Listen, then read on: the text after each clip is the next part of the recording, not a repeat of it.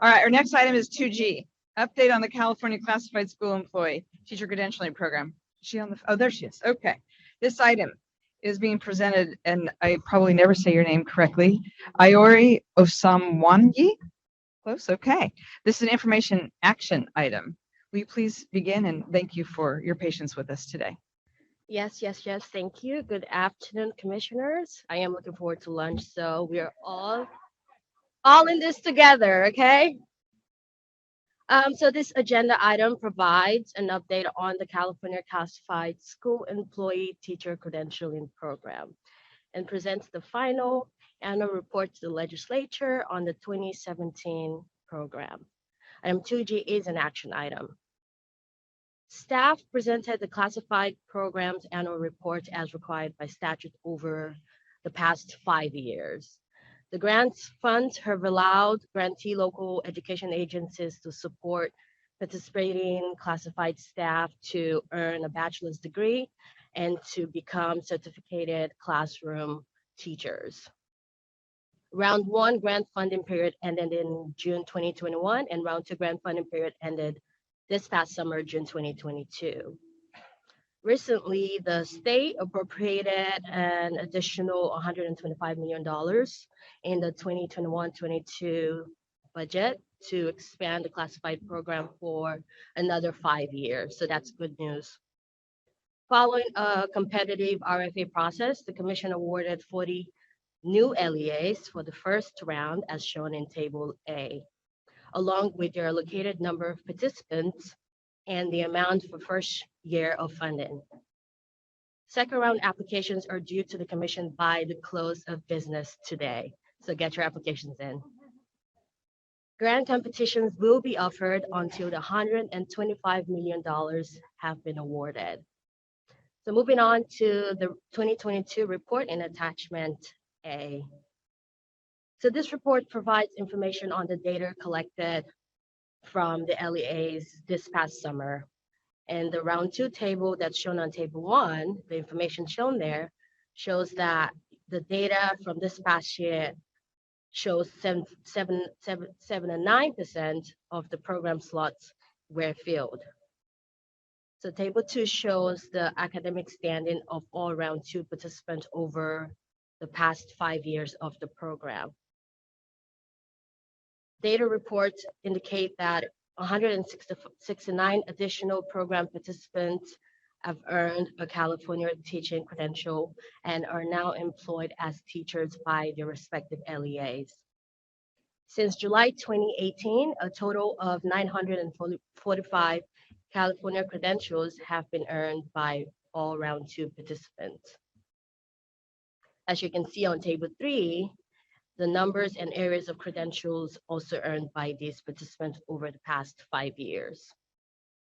The grantees were asked to explain the degree to which the program is meeting their local teacher shortage needs. The bottom of page 8 through 10 provides a direct narrative reported from the grantees. Additionally, grantees highlighted the effective collaboration with IHE partners. Program leaders did report on factors that hindered full implementation, noting employees' work-life imbalance and recruitment as challenges. The self-reported demographic data of program participants indicate 42% of classified employees identified as Hispanic or Latinx. 25% identified as white, 6% identified as Black or African American, and 5% identified as Asian. The total of all other races, including multiracial, equaled 6%. As shown in Table 4B, 13% of participants did not report on their race or ethnicity. To summarize the report, data from the past 5 years show that participants from rounds 1 and 2 have earned a total of 1,625 credentials, as shown in Table 5. The Education Specialist credential is the most earned credential area, with a total of 765. Subsequently, the multiple subject is the second most earned credential area, with a total of 518. Program funding has supported 1,145 former classified employees who are now serving as students of California as teachers. The new rounds of funding will continue to support the preparation of more individuals into the credential and profession. For next steps, Commission staff will continue to implement the renewed rounds and present data reports at future Commission meetings. Staff recommends that the Commission approve the 2022 report for transmittal to the legislature. This concludes my item, and I am happy to answer any questions you may have. Thank you. Thank you so much. We're now going to open for public comment. If there are any members of the public that would like to give a presentation, please notify the meeting moderator by submitting a request card. If you're on Zoom, please click on the raised hand icon, and if you're by phone, please press *9. Recording secretary, are there any public comments? Yes, Shilpa Ram, please unmute your microphone and share your comment. Good afternoon. My name is Shilpa Ram, and I'm a senior staff attorney at Public Advocates. Thank you very much for your presentation, and congratulations on the success of this fantastic program, which has positively impacted many educators and districts across the state and been transformative in increasing the diversity of our educator workforce. I won't delay your lunch too much. I just have 2 questions for your consideration. Page 10 of the report includes narrative comments from grantees who explain how tests continue to be a barrier to access for many candidates and describe how test prep and materials, such as a collaboration with Fresno State, have helped improve the passage rates for students. Could this model of providing test prep and sharing materials be replicated elsewhere? Might the Commission be able to consult with these grantees and with Fresno State to gather more information about how and why the approach and collaboration have worked well? Another grantee reported that, when possible, they pay candidates tuition directly to credential programs, so candidates don't have to incur large costs and wait for reimbursement. I was wondering if you could speak to how common a practice this is, and if there is any support or resources that the Commission might be able to offer so more grantees are able to provide this service. I can imagine how it could be a game changer for candidates who would not otherwise be able to begin a credential program. Finally, I'd like to offer my best wishes to Chair Sloan and Commissioner Jackson. As a member of the public who has listened into many Commission meetings, I've learned a lot from both of you and wish you much luck and happiness. Thank you again for your presentation and the opportunity to comment. Thank you, Ms. Ram. Do we have any other public comments? There are no additional requests for public comment. Okay. With that, I'm going to go ahead and close the public comment, and we may want to address the question that Ms. Ram raised, as commissioners also raised questions. So public comment is now closed, and we'll now open it for commissioners. Okay. What was that? You can go ahead and address the question if you'd like. Well, that's a good question. So since this, as far as reimbursement goes, it depends per context and local, decision making. So some programs will pay directly to the IHE, while some programs will do reimbursement style. So it could be a best practice to suggest, pay directly to the tuitions for other grantees. Great. Okay, thank you.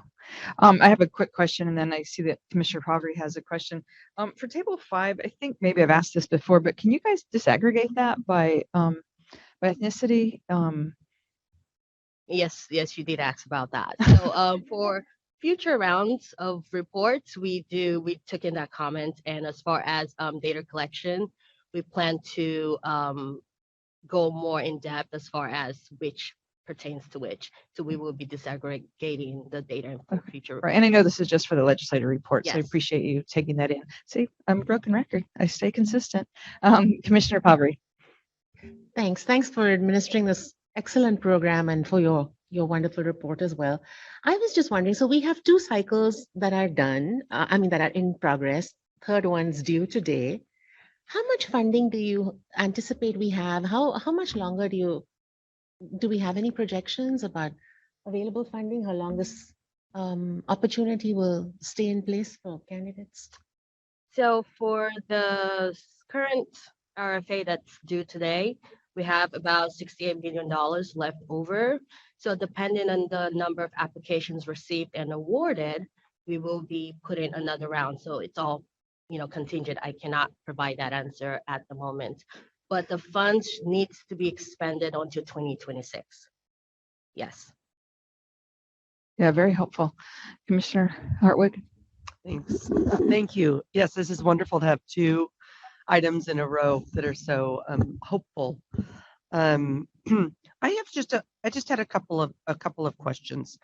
I was interested in looking at the table 1 in the different districts and how much was allocated to each.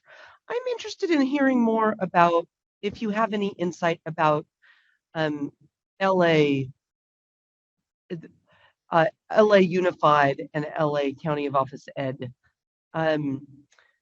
Just it seems like such a small number to be applying for given the size of the district. And so I was curious, especially when you contrast that to some of the other large districts like Orange County Department of Education, given such what a concentration of students we have in LA Unified. Do you have any insight as to why this program hasn't been taken up as much by LA Unified? But since it's, the RFA did indicate to propose your number of slots and as far as capacity as well. So during the RFA process, that was the number that was indicated by both LA County and LA Unified. So if they wanted more slots, they could apply for the second round.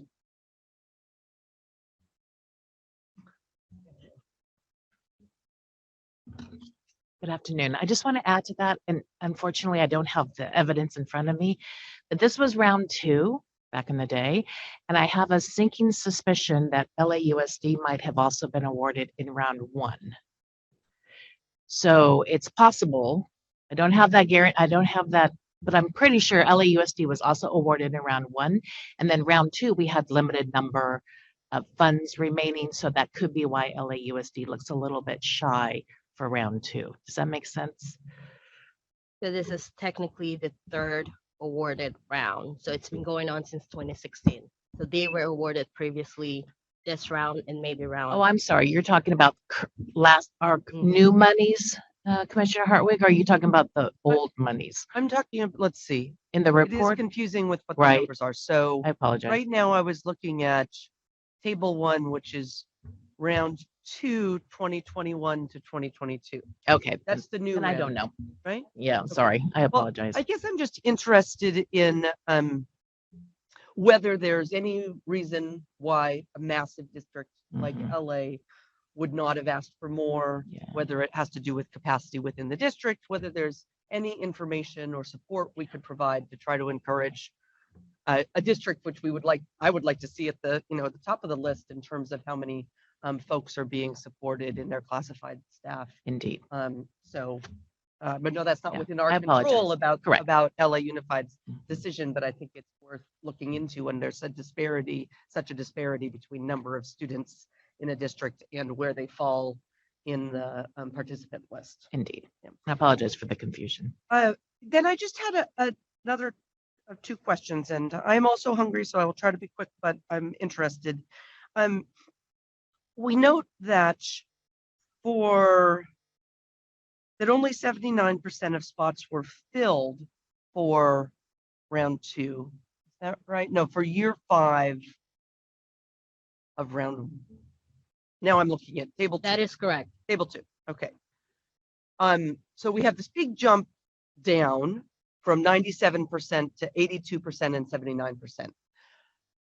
Do we mainly assign that to the effect of COVID in terms of there being such a decrease in the total number of classified employees participating? Again, my concern just comes from, we obviously want to maximize our use of this program. So I don't want to leave 21%, 1 in 5 slots unused. Do we have any indication about that?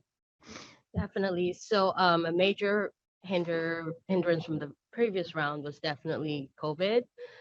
So post-COVID, a lot of folks are either trying to continue to support candidates. So hopefully by next year, these numbers might be different.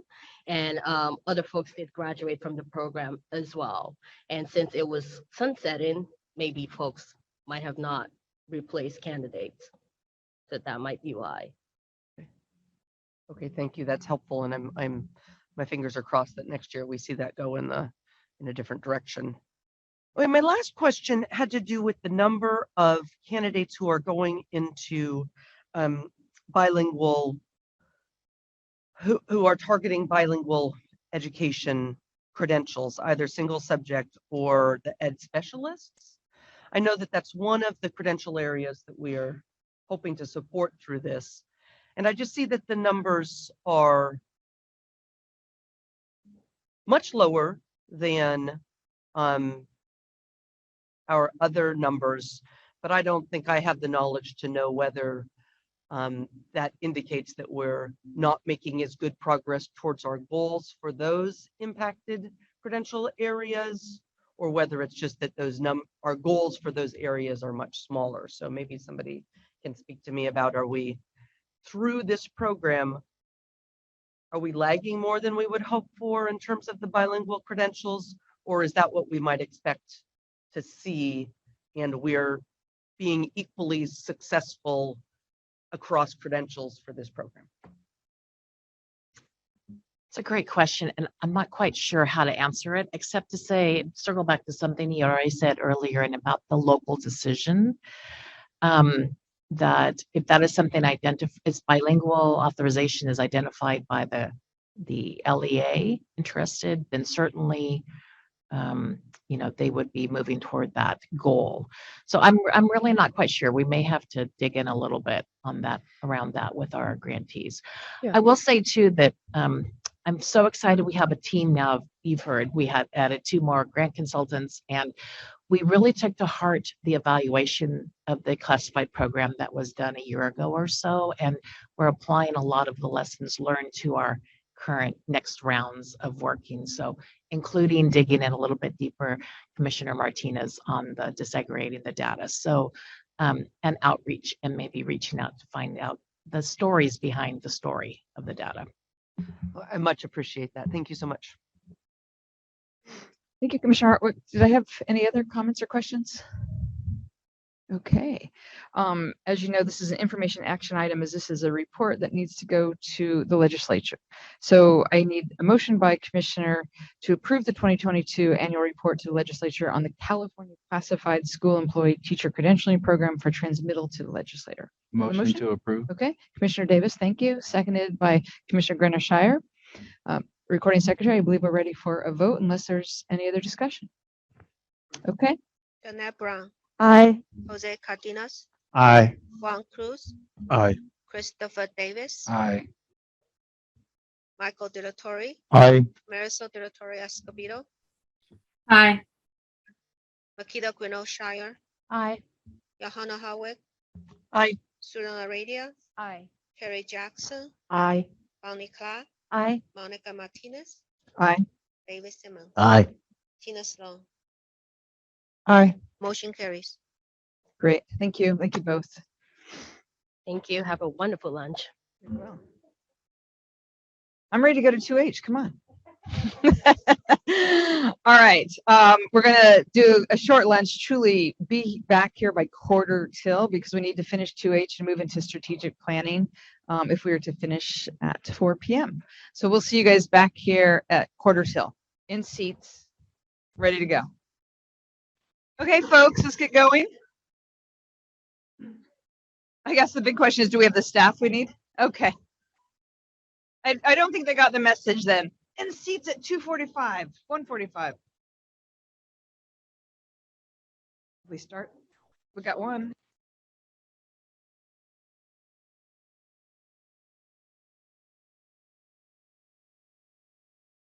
Is Marisol going to stay?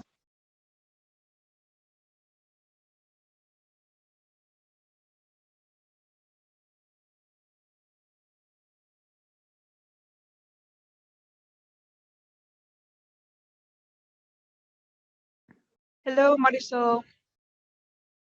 Hello, Cam. Okay.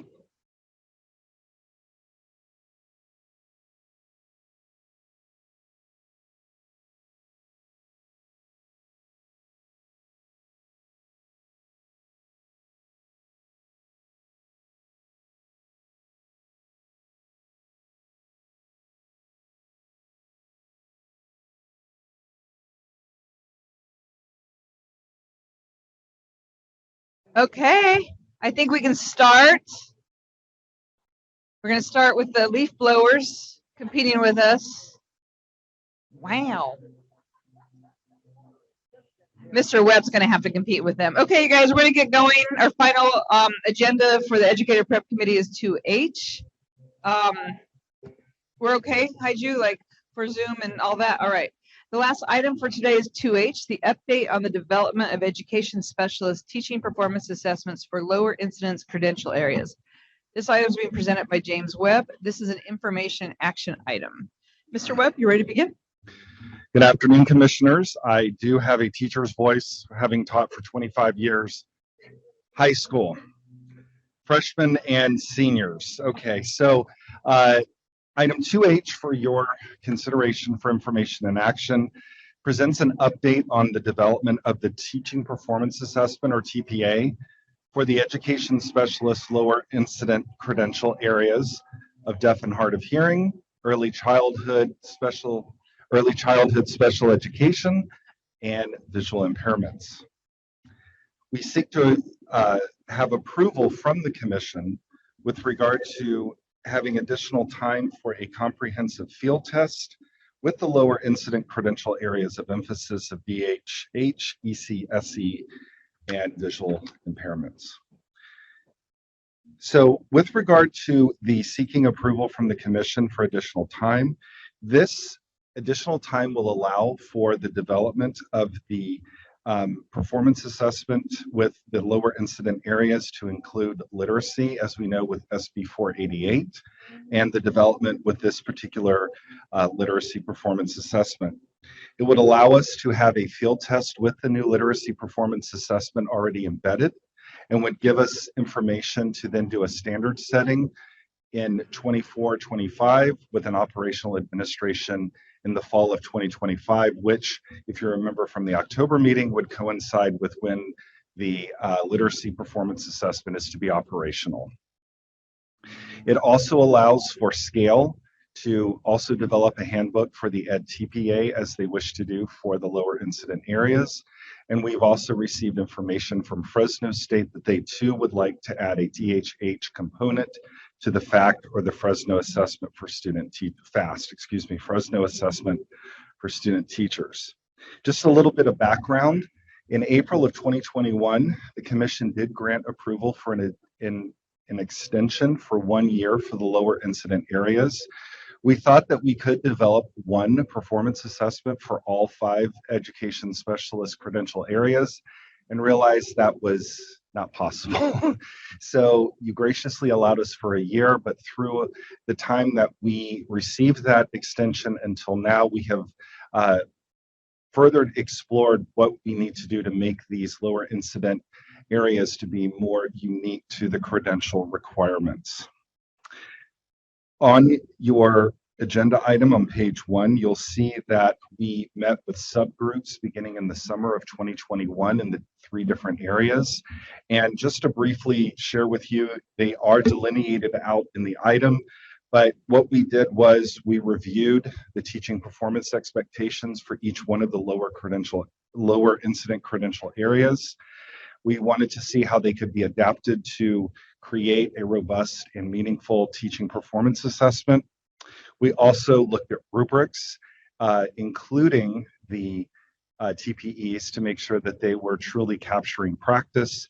We presented information on pilot programs to different preparation programs, and then also reviewing the requirements for the assessors to allow us to gain some initial information. Our pilot study did begin in October of 2021 and concluded in June of 2022. As you can see on pages 2 and 3, we have the information that came from our 3 lower incident areas in which preliminary programs participated in. When we approached scoring the submissions, of course, we calibrated all of our assessors with the TPEs and what is acceptable evidence.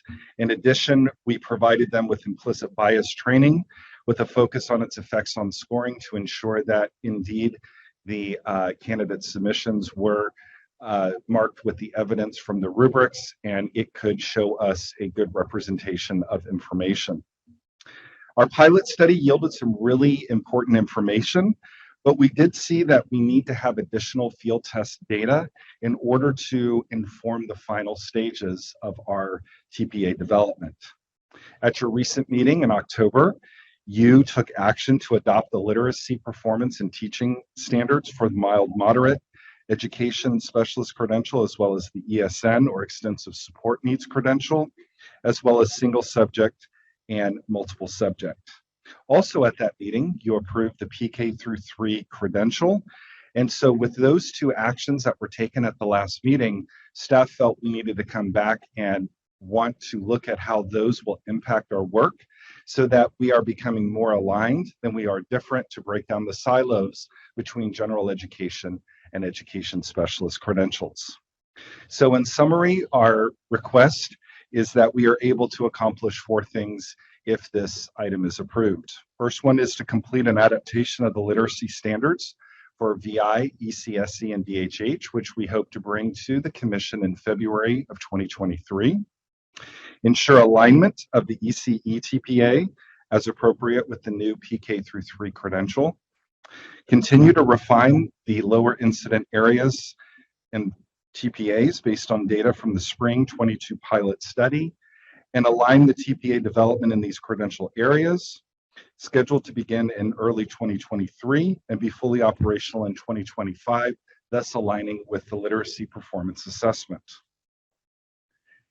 What we will also be able to do is be able to make sure that the requirements under the law of SB 488 are indeed aligned with these TPAs.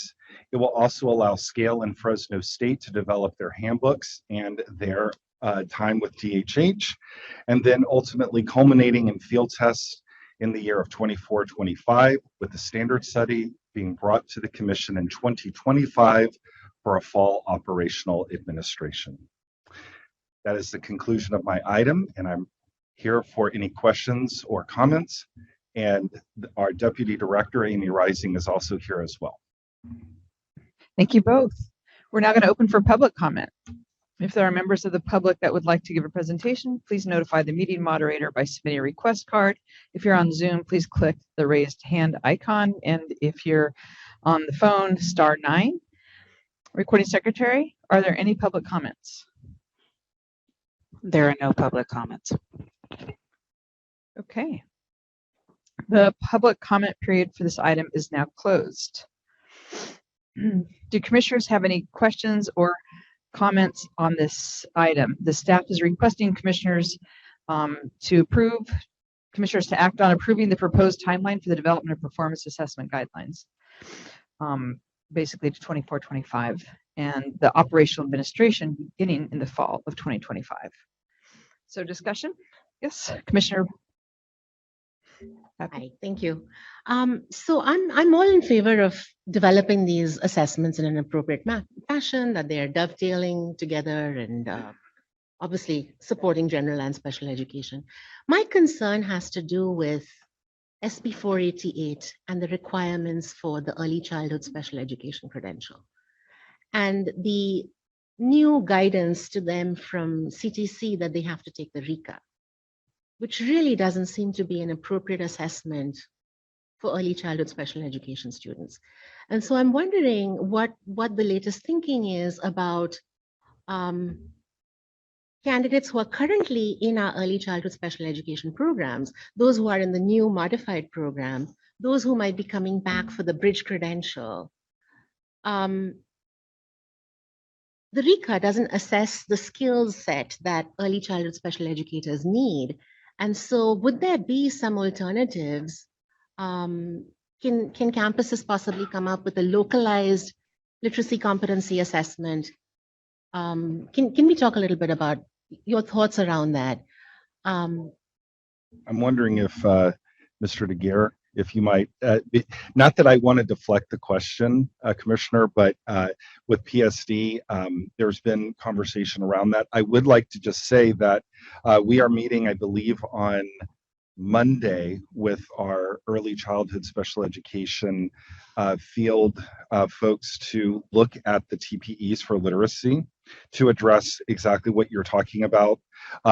And again, going to why we would like to have additional time is so that when those are adopted by the full commission, we can incorporate them into a more authentic literacy performance assessment along with it, not add additional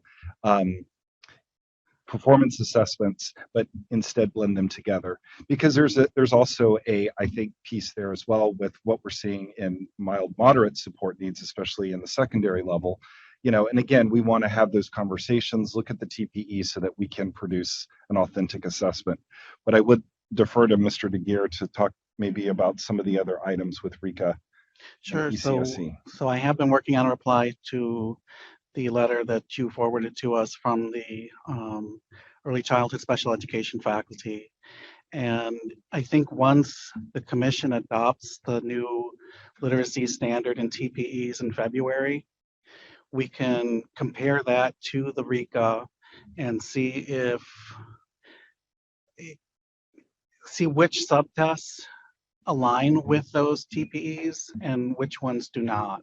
The commission does have the authority to have multiple assessments for reading instruction competence. So I could see a recommendation coming back to you sometime next year about an appropriate assessment for those teachers, the teacher candidates. So commissioners, I'd just like to add for a quick moment, the particular question that you're raising, Commissioner Pavri, is an important question. It's just not part of this agenda. And it's about RICA. It's about the early childhood special education credential. It is about some changes in law that change the conditions for early childhood special educators to earn their credential. This is something we can bring back to you at a future meeting, but none of the information or background has been presented to the public for consideration. So we would really need to do this in a different agenda item with your permission. Thank you for that clarification. Okay, other questions or comments on this item? Yes, Commissioner Brown. It's a comment and also an appreciation. I'm really appreciative that in asking for this time, you're taking into consideration the new pre-to-3 credential. And also that, I don't mean to go back, but that gives us more time to look at the issues, the conflation of the literacy needs, because they're needs and they're special. Yeah. So thank you for doing that. Commissioner Grenishire.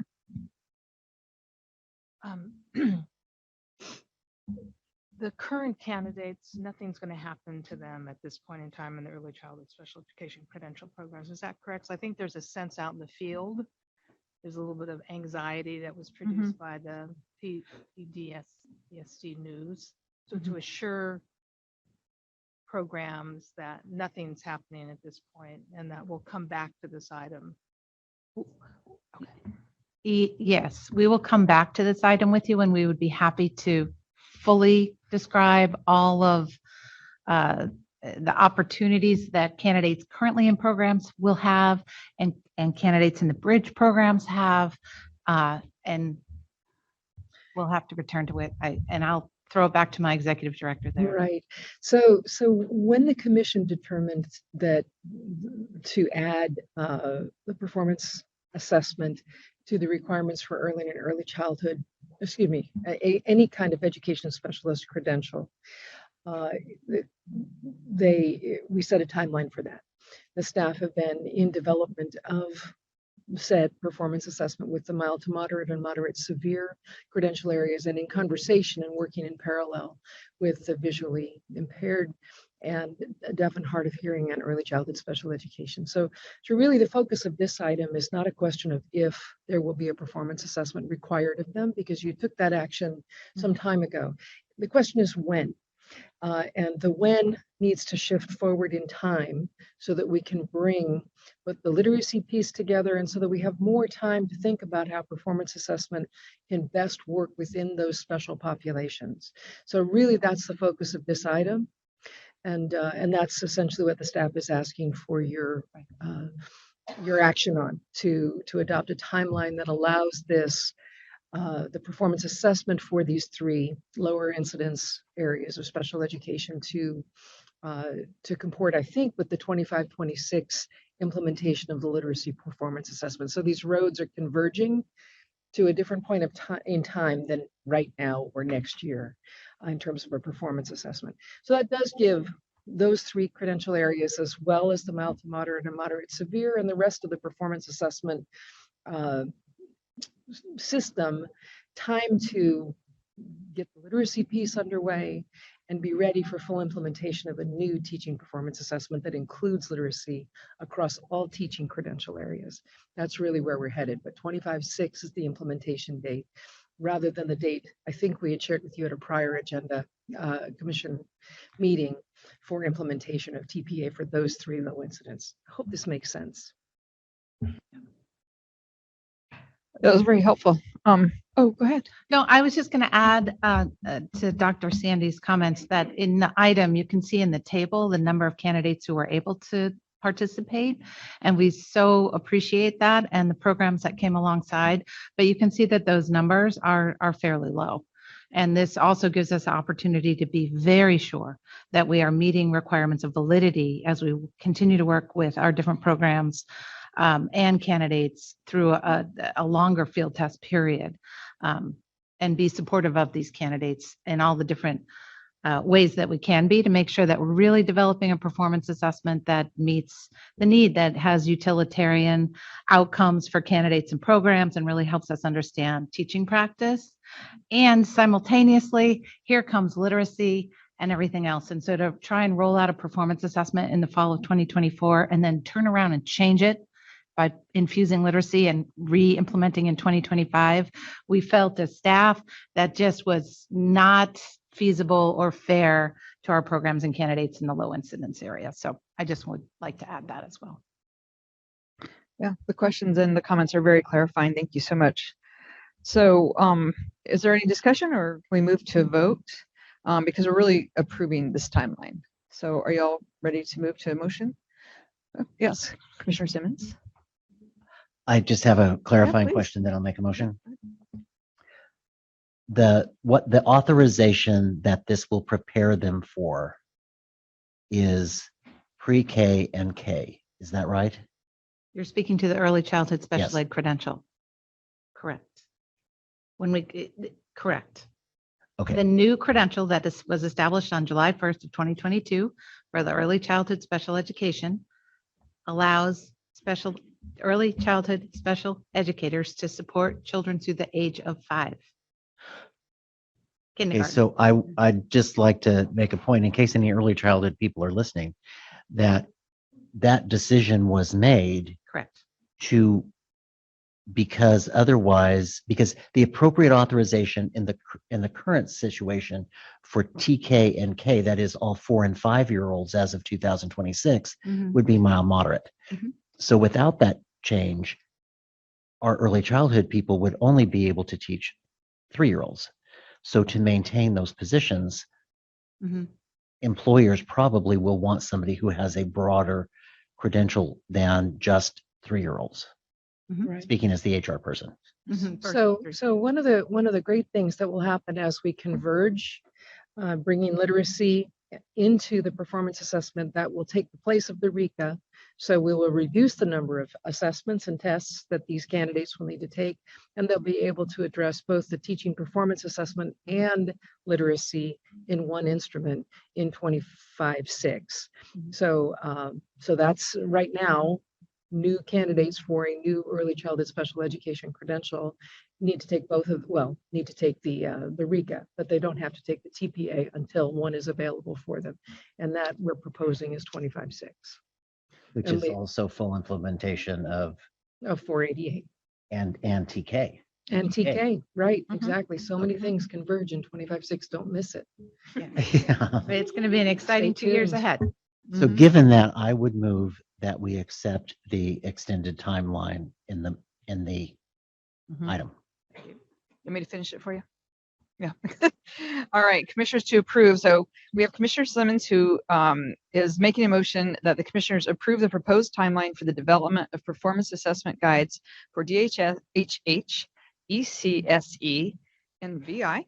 Credential areas with I should just put these on. Field test conducted in 2024-25 and operational administration beginning fall 2025. Do I have a second to Commissioner Simmons? All right. Commissioner Grenner-Shire seconds this. Any further discussion before the vote? Okay, Madam Secretary, I believe we're ready for the vote.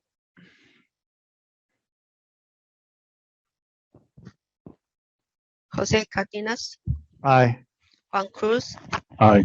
Christopher Davis, Aye. Marisol de la Torre Escobedo, Aye. Makita Grenell-Shire, Aye. Johanna Howard, Aye. Susan Aradia, Aye. Terry Jackson, Aye. Bonnie Clark, Aye. Monica Martinez, Aye. David Simmons, Aye. Tina Sloan. Aye. Motion carries. Thank you, Mr. Webb. Hey, I was going to go before lunch. So having no additional items, even though it's after lunch, I adjourned the Educator Preparation Committee. I mean, I don't quite. Yeah, anyway, I adjourned the Educator Preparation Committee. Thank you all for everything. Thank you, Commissioner Martina. Yes.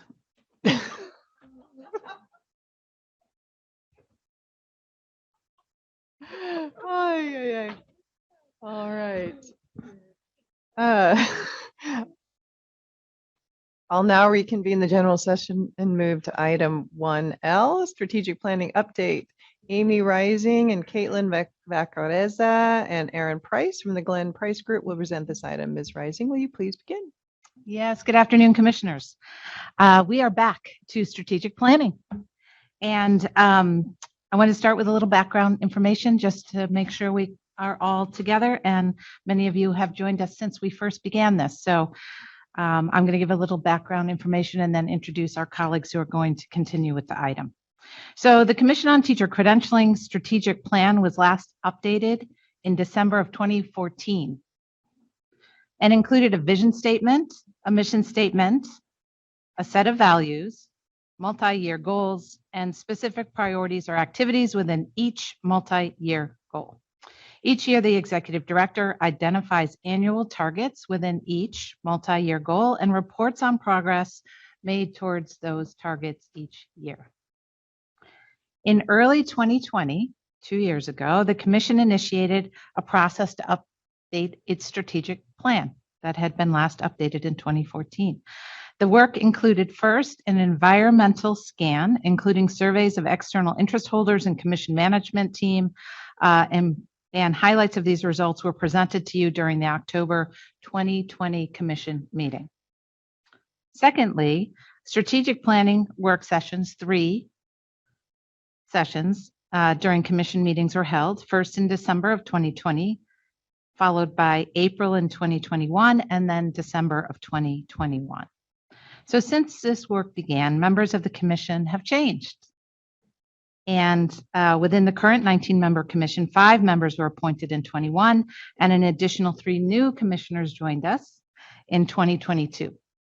So 8 of you are new since we began this discussion 2 years ago, and we welcome all of you to the commission. So we just want to remember that our work at the commission is primarily guided by its statutory mandate, which is outlined in your attachment A. As part of its work to fulfill the mandate, the Commission accredits more than 250 educator preparation programs. We process more than 275,000 credential and license documents each year, and we monitor and address approximately 6,000 cases of educator misconduct each year. Lots of work. Recent policy changes have resulted in greater responsibility in parts of the Commission's statutory mandate, and these additional responsibilities include addressing teacher shortages and making sure that we ensure that California has the appropriate credentials to prepare teachers for all learners. In 21 and 22, state budget and legislative actions added or expanded Commission responsibilities. And these include the bullets on page 1 and 2, so I'll just go over those quickly. The commission has been asked to add to its workload the administration of grant programs, including grants for teacher residency programs, classified school employment, teacher credentialing programs that you heard about just before lunch, and integrated teacher preparation programs. So lots of new grant work underway. We are asked to provide credential fee waivers and teacher examination fee waivers, and that began as of July 1st of 2022 and is running through this academic year all the way to June 30th. We are hoping to get a second year of funding to continue the fee waiver opportunities for our candidates into the years of 23 and 24. We have been asked and have expanded our early childhood education preparation and licensure activities. We've been working to establish career counselors for prospective educators, strengthening data gathering and reporting efforts. We've been asked to change requirements for teacher examinations, including expanding options for candidates to demonstrate basic skills and subject matter competence, as we discussed earlier this morning, leading to that transcript review process. Developing and administering performance assessments for education specialists, early childhood educators, and literacy. All of this work really coming to full fruition over the next 2 coming years as we head towards that due date of the fall of 2025 and having all of these operationalized. And then finally, we've been asked to strengthen standards and performance expectations in literacy, which will affect our programs as well as all of our assessments and exams. So in light of these changes, it is timely for the commission to re-engage with the work to date and make adjustments as needed. And so we've had the opportunity to engage with the Glenn Price Group, and I'm joined by our colleague here at the table, Caitlin, and her colleague, Erin, and they will take us through the rest of the item and engage you in discussion. Thank you so much, Amy, and thank you all for the opportunity to be here today. We're really thrilled to be supporting this very important work of the commission. And I'm going to provide a brief overview of our proposed process to complete the strategic plan, and then I will hand it over to my colleague Erin, who's joined by Zoom, to walk us through some of the other items here. And we are deeply rooting this in the work that has already happened. We have been going through all of the planning activities completed between spring 2020 and winter 2021 to develop a strategic plan that will guide the development of annual targets and internal work plans for the commission. And our timeline for this work is October 2022. So we're a few months into it, and we are aiming to wrap this up by April 2023 at the commission meeting in April 2023. And our key planning activities that we have outlined on page 2 are regular meetings with commission leadership and engagement of commission staff, review of relevant background materials, including the commission's statutory mandate, 2014 strategic plan, and documentation from 2020 and 2021 strategic planning activities, as I just mentioned. Identification of critical questions and decision points, development of a draft plan structure for commissioner consideration, and that's something we're excited to review with you today. And then today's brief review and planning session with the commission at the December meeting, and we're looking forward to coming back for a more in-depth planning session in February. So we hope this will be just the start of a robust conversation. We'll be developing iterative drafts of the updated strategic plan. We're expecting to have public comment on the updated strategic plan, and then we will be presenting the final strategic plan for commission review and approval at the April 2023 commission meeting. And with that, I will hand it over to my colleague Erin Price, GPG president, who is going to preview the proposed structure of the strategic plan. Great, thanks, Caitlin. Good afternoon, everyone. Can you hear me okay? Great.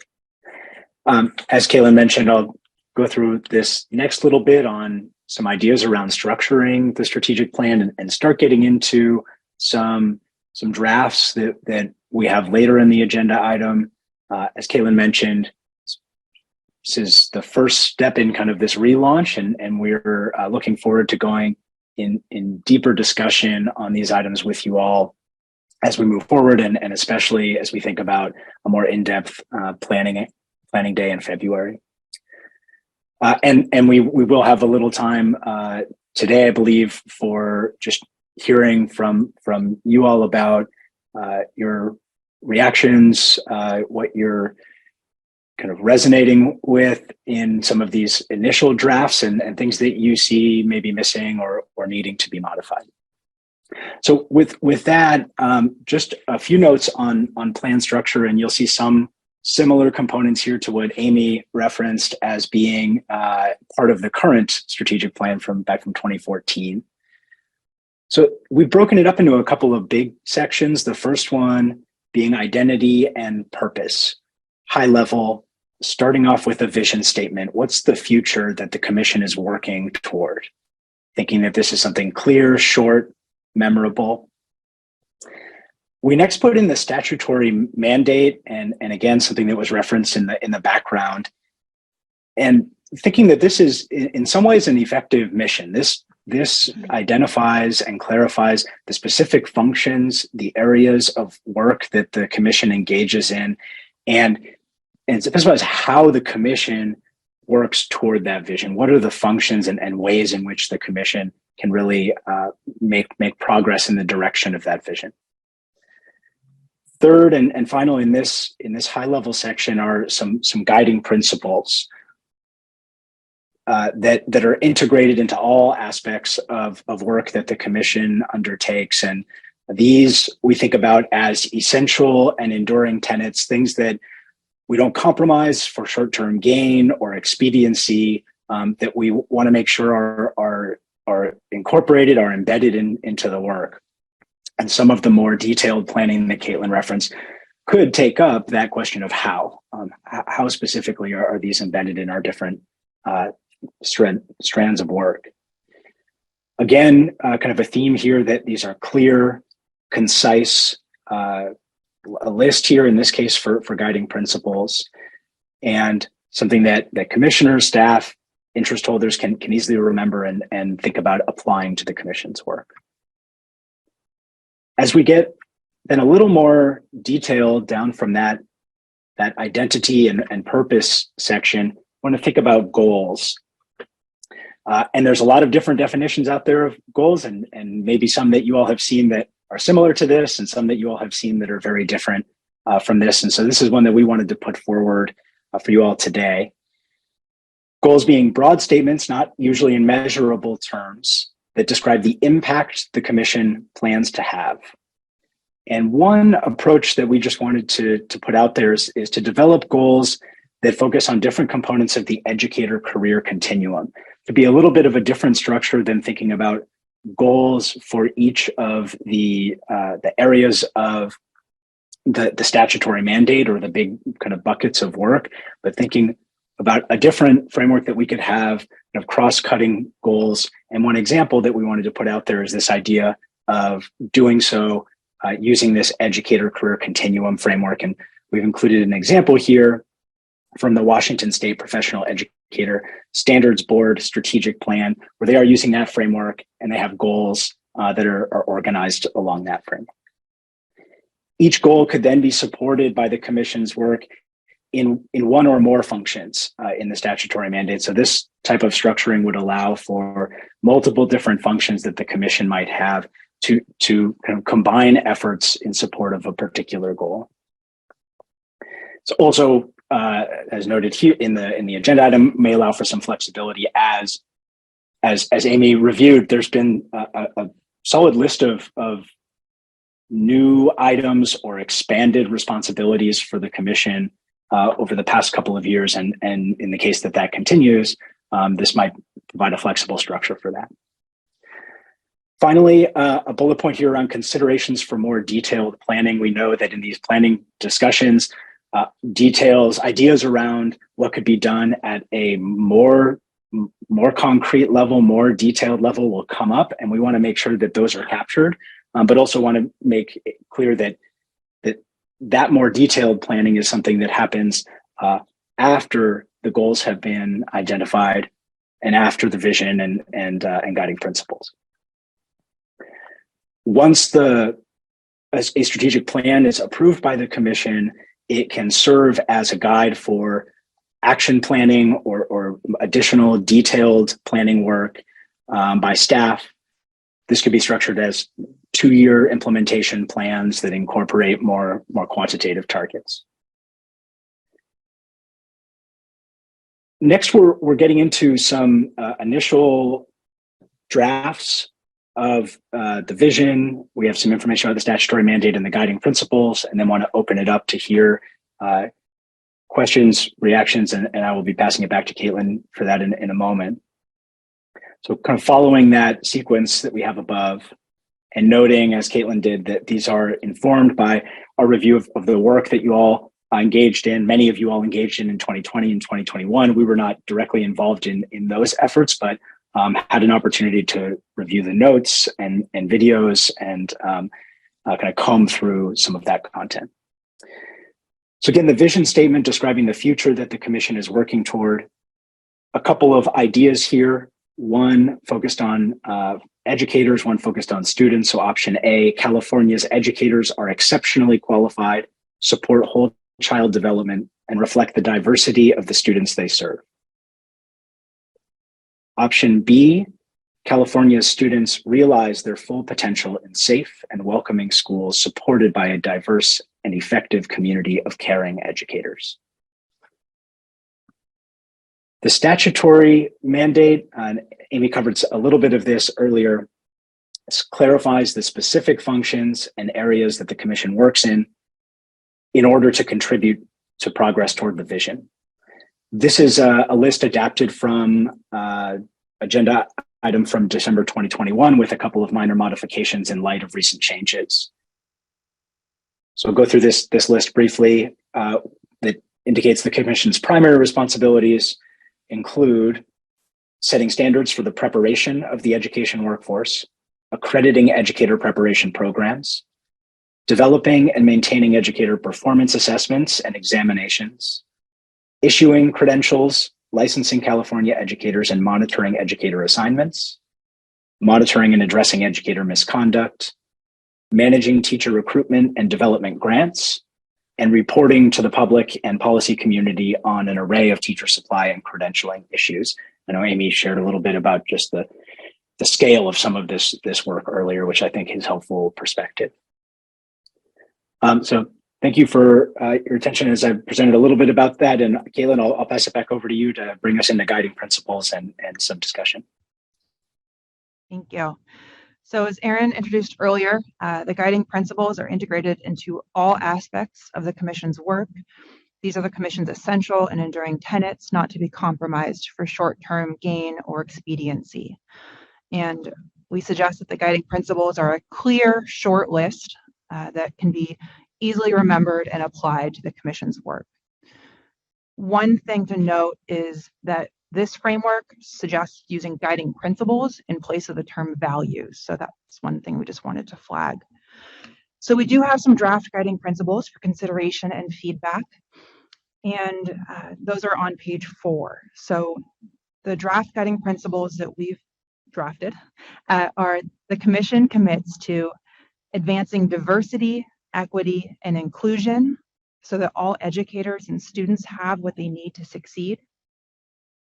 Ensuring relevance and quality in the recruitment, preparation, licensure, and retention of the education workforce, internally through learning and innovation, and in educator preparation and practice. Supporting whole child development, including physical, cognitive, language, and social emotional development that is culturally sustaining, trauma-informed, and promotes a sense of belonging. Engaging education partners and communities of interest to inform the Commission's work. And last but certainly not least, applying data to inform decision-making and foster continuous improvement. So that's our draft so far with the vision, bringing back the Commission's mandate and the guiding principles. And what we would like to do now is, if you'll indulge us, spend a little bit of time on some guiding questions that we've identified. And first, I'm going to talk through those questions, and then I'm going to talk through how we'd like to approach these questions. So we've identified a few questions, and the first is, across the draft vision, statutory mandate, and draft guiding principles included above, A, what resonates the most with you? And B, what do you think is missing or needs to be further emphasized? And then additionally, we're going to ask, please also share any feedback or suggestions related to the proposed plan structure and process. And what we'd like to suggest is that we take a few minutes for each commissioner to turn and talk to a neighbor or two about the first two questions. So what resonates the most with you, and what do you think is missing or needs to be further emphasized? And then we'll come back together and hear a brief report out from the different groupings of what highlights from their discussion. And then we'll go into the second question as a full group. So this is your first bite at the apple. We hope to get some good feedback today so that we can continue working on it for a deeper discussion in the new year. So I will let you all to it. Thank you.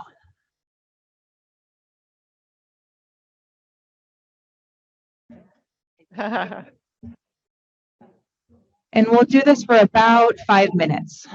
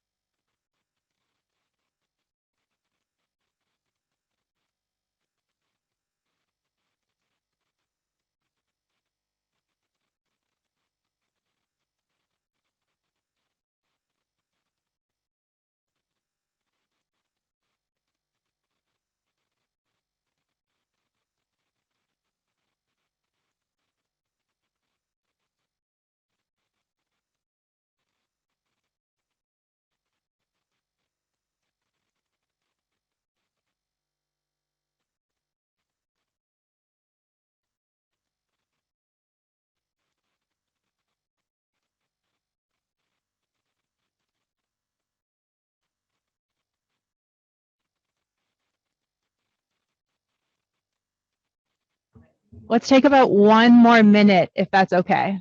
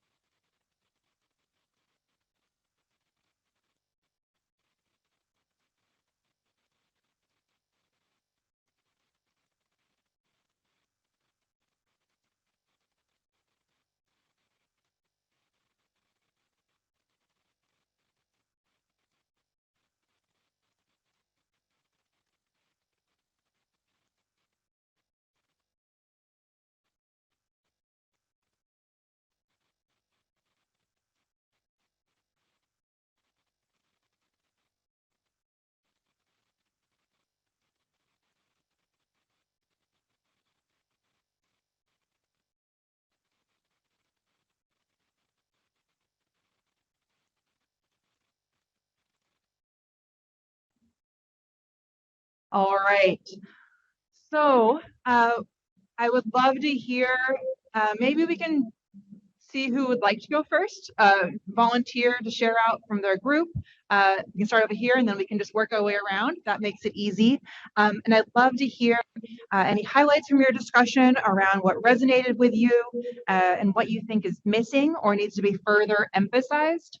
And then while you're at it, if there's anything else you'd like to add around question 2, kind of other feedback or suggestions related to the structure or process, you can throw that in as well. Okay, so our group talked about in the difference between in the vision statement. I think we all preferred B just because it put students first, was our thought. We didn't really talk much about the mandate, but we did have some conversation around the guiding principles. And so on the second bullet in the guiding principles, we had 2 comments. One was that discipline and conduct and misconduct is a really important part of what we do.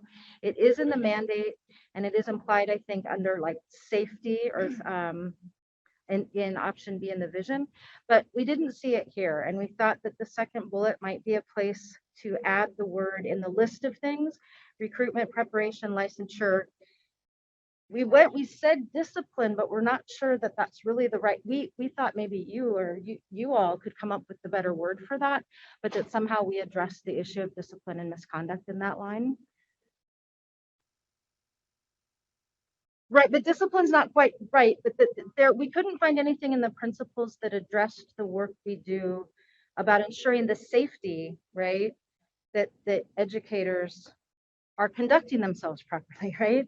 And so we don't have the solution, we just think it's missing, and that might be the place for it to go. We also, in that bullet, the word internally there was a little confusing perhaps, and we thought if that word were just deleted, it makes sense without it. In bullet point 3, it was pointed out that perhaps whole student development might be more inclusive, since we have the spectrum from PK all the way through 22, that maybe student rather than child works better there. And then lastly, the last bullet there, applying data, the suggestion was made that maybe there's a stronger verb there than applying that was a little more intentional or purposeful or powerful for what we do with data. And I think the group, did I miss anything? Yeah. And then also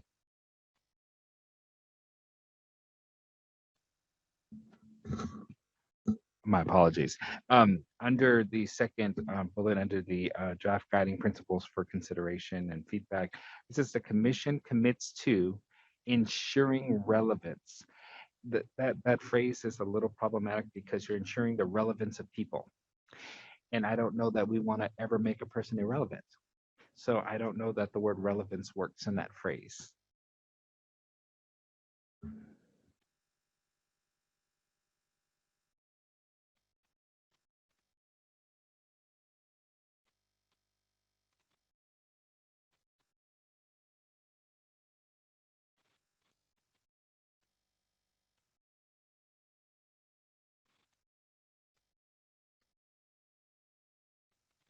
Of what you're ensuring.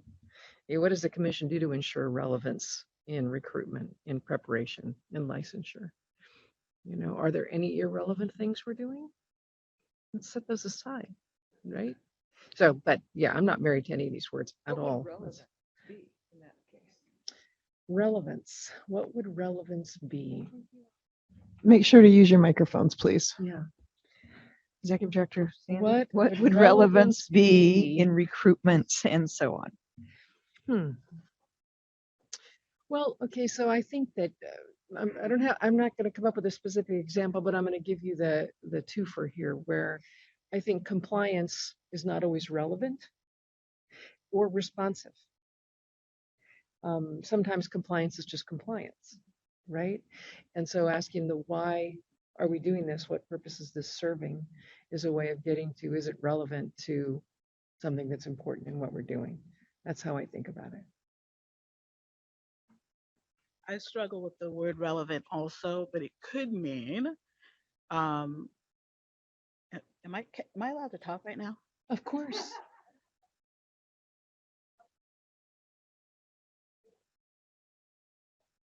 Yeah, Your group is up next. So I was asked, what is relevance? And you're answering the question, and that for me, yes, that works.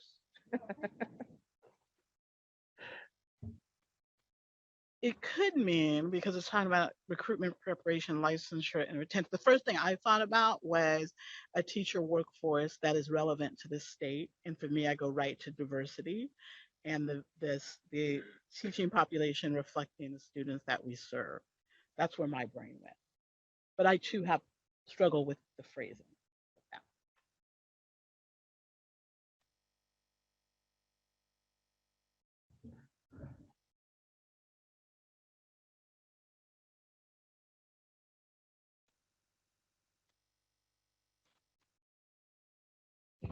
Part 1.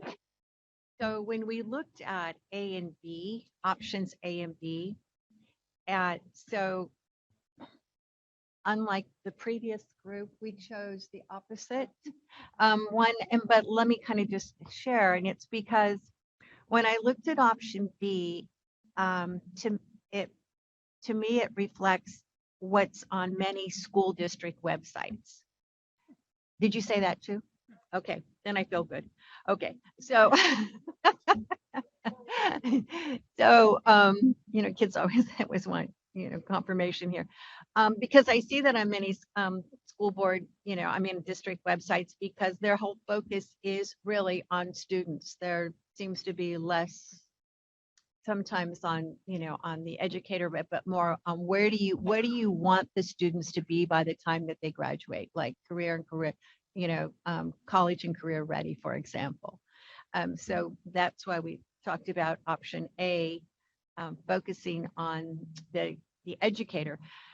What kind of stumped us was exceptionally qualified. It's either highly qualified or exceptionally qualified. We use these terms. And so I'm not sure that that's really, everybody has the same definition of what that means. So that's what the discussion, what we struggled with on that one. Okay, they're getting going. Can I just add in one thing also about the guiding principles? We also focused in on that same, just the lack of a principle related to, this 1/3 of our mandate having to do with conduct. And I would prefer to see a principle that was separate, that was not folded into the second principle there, for a couple of reasons. One is I just think it is such an important part of what we do that I do think we want to have it very present and easy for people to see. And that if it was included in the second principle there, it would be really shoehorned in there and pretty much weighed down by the rest of that guiding principle. And however it is that it's phrased, but the protective responsibility that we have, right, is I think needs to be, I would say, brought out through another guiding principle. I do like the shift to guiding principle instead of values. I've often find it hard when I'm reading other statements that are using values to know exactly what that means. So I do like that, but I would just add that. And your question started with what resonated with us. And I think, if I may, one of the things that we really appreciated about the guiding principles was around supporting whole child development. It was the one place in the guiding principles where I felt like there's a strong stance about our beliefs about whole child development.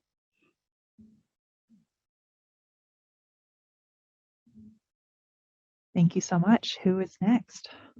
You guys are finished? Okay. So Commissioner Cruz and I are very much on the same page because we had the same sandwich. So that synergy just built right into this. So it was a pretty easy conversation. So we also liked option A. We thought, we didn't really look at the word exceptional, but we liked the focus of it versus option B. One question we had, which also comes up later on, is whole child development the appropriate term, or is it the science of learning and development? So that there's evidence behind. So a lot of folks use those words interchangeably or differently. So that was just a question about being clear. Do we mean whole child development? Do we mean science of learning and development? So that was what resonated with us. And then, of course, our question. The statutory mandate, we both said it is what it is. And we moved right on. And we went to the guiding principles. And the one principle, and I think this is what Commissioner Hartwig was saying, we felt one principle that might be missing was the focus on safety of our students. And so it's not about discipline, it's not about misconduct, it's about safety at large in their school, with educators, with community, as we know about the tragic things that happen in our schools. What else I think that was really our big, yeah. We like the applying data, but we also know that we often lack data. So should there also be something about seeking or acquiring or gathering data and applying data? But we loved the focus on decision making and continuous improvement, and wondered if we had all the data that we often ask ourselves, if we would then be able to make the tough decisions sometimes that you have to make with you have data. But then the whole child development again goes back to the bigger point. So did I miss anything? I pass on to Chair Sloan. And Director Sandy. Exactly. I figured Founding she was going to be board. silent. We started with the vision. We were looking, we found the resources for Washington State really helpful. And I was just looking at their value or their vision. And it was focused a little bit more on what our mandate is, which is where what we have control or facility or not control, but it is the educators in our state. And while students are at the center of what we do and we build. So anyway, we're just playing with the words a bit and coming up with, so the vision might be an equity-minded, diverse educator workforce that facilitates learning and well-being for each and every student. Something to think about. And then we started to, as we were looking at the mandate, we realized something that we might want to add to the guiding principles. And that is something that I have seen over time that the commission has been doing more and more of, is in the context of all of their work, we are really trying to cultivate learning and improvement in the field. So for instance, our last literacy standards, it wasn't just about developing standards. The commission and staff and work group developed this whole guide on how programs can implement standard, what they can do, how they can engage in best practices around literacy. And I think this is, is this beyond our mandate? No, but it is a guiding principle for how we've been working. So that might be something to consider. The other thing I wondered about the statement about advancing equity and inclusion. I don't, this isn't saying it right, but one other thing to consider is advancing equity and inclusion so that all educators and students, again, the wording is wrong. All educators and students see their profession and their school as a place where they belong, can grow, and can succeed. All educators, well, let's say it's two things. So all educators see their profession and school as a place where they belong, can grow, and succeed. But all students also see their school as a place where they belong, can grow, and succeed. So you can see this needs wordsmithing, but I just was really thinking about what advances equity and inclusion, that they feel like they belong there. It's their profession, it's their school. And hence they grow and succeed in those places. Finally, I just had a question, and ensuring the relevance one. Internally meaning, what's internally mean? You guys had the same question. Okay, sorry. I knew you were starting to talk about that. Okay, never mind then. Brought that up. Anything else? Executive Director Sandy? Okay, all right. Can I go back? I forgot to say about the vision. What we liked was that it was focused on the student, whereas the original vision was around the educator prep, and that this was more focused on student success. Forgot to add that resonated with us.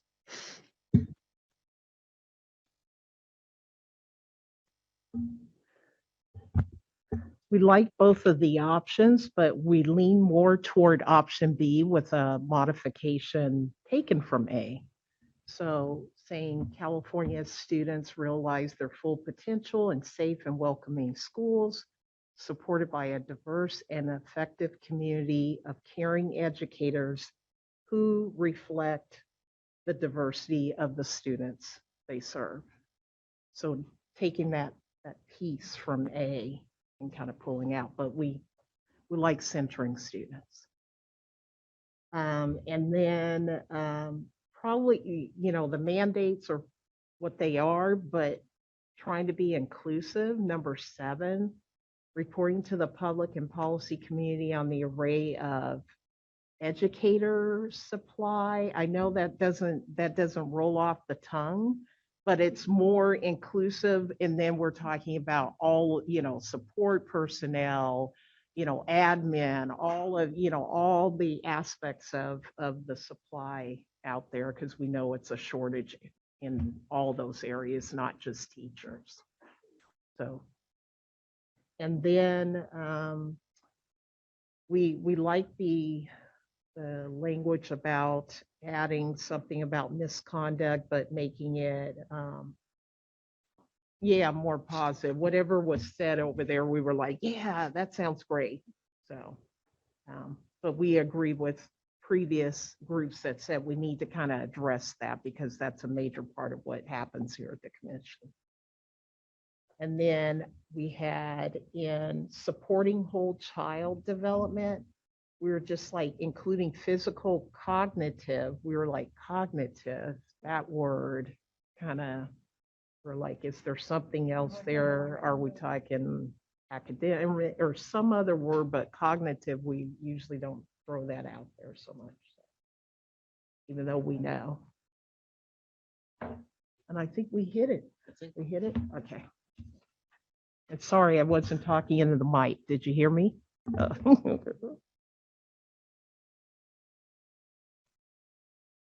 Okay, is it my turn? All right. I love these conversations. I have these conversations with my loved ones, just talking about guiding principles and things like that. So I really enjoyed this conversation. Our group was looking at the visions as well, and a lot of echoing with what previous groups have said. We were leaning towards option A with modifications.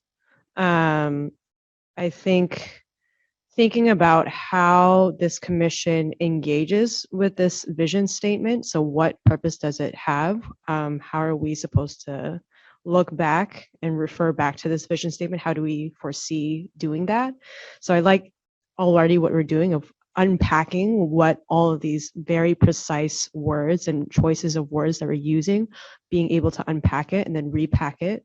What I see for this vision is it should be a grounding statement. So what grounds this commission to come together to a collective place, but it should also be like the far off horizon. If you had no obstacles and had all the resources and things that you needed to do the best job, where would you be?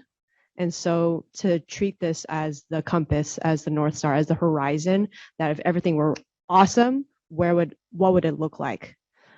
So having that and also having it as a grounding statement. But we would modify this because I think also with the vision is to ask to what end. So that's why I think a lot of people resonated with option B, because to what end are we doing all these things is for ultimately the youth, the students.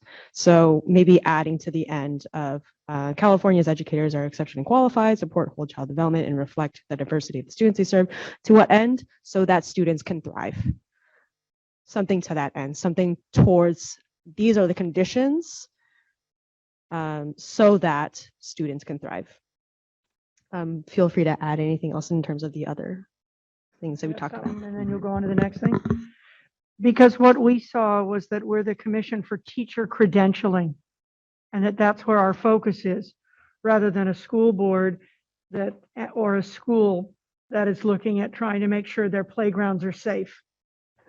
So that's why we leaned to option A more than B. That yes, we want students to realize their full potential, but the way we do it is that we focus on teacher credentialing.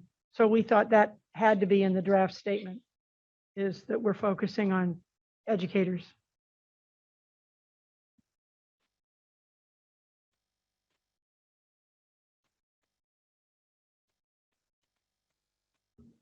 And then I think when we kept talking about just like the misconduct, how do you make that positive, right? talking about professional conduct. We want people to have professional conduct. That can be interpreted in many ways, but try to change that to be a little bit more positive. And then just one of the other things that I just thought about the guiding principles is, in the end, we really just want our students to be community ready, right? We want them to be able to re-engage back into our community and to give back, where that could be, that's part of that whole child. So that's just one of the things that we had talked about. Am I missing anything?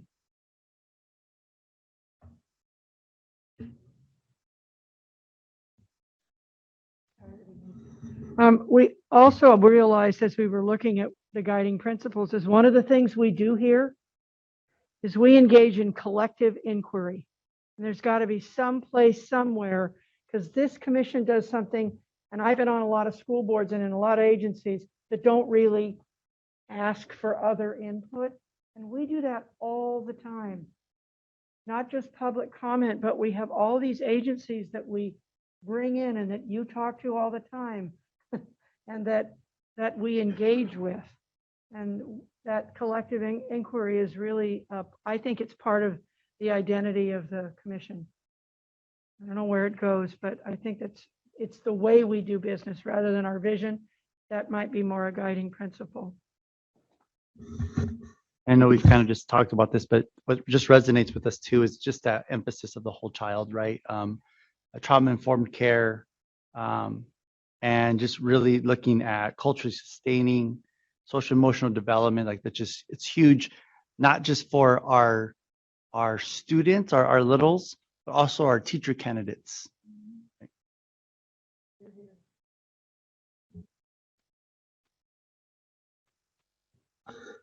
When Commissioner Brown said, I don't know where it goes, I see it as engaging education partners and communities of interest for collective inquiry to inform the commission's work. Okay.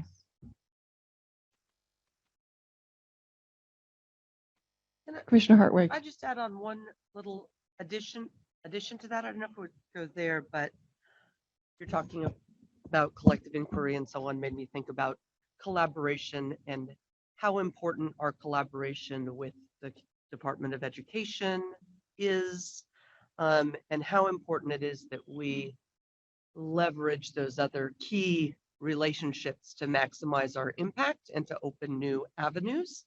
And I don't know if that is would be fully captured for somebody reading this if they just saw engaging education partners. If that would mean, that doesn't necessarily mean the same thing to me as we are going to do our darndest to cooperate well with other government actors and, innovatively approach things together and so on and so forth. And I feel like even in the 4 years I've been on the commission, I feel like I see that happening more and more. I don't have the long perspective that other folks do, but I certainly know that it's important. Even our,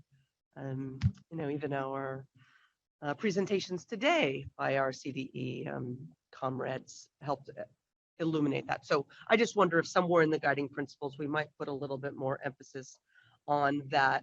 So also that someone who's reading this might have a better understanding of how we fit together with CDE or any other major players that you think would be important.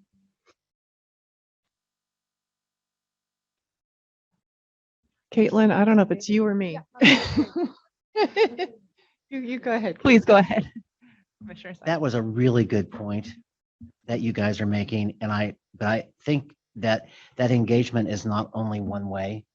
And I look at our work with CalSAS and with all the things that the department has modified. So it's to inform each other's work, not just the commission's work.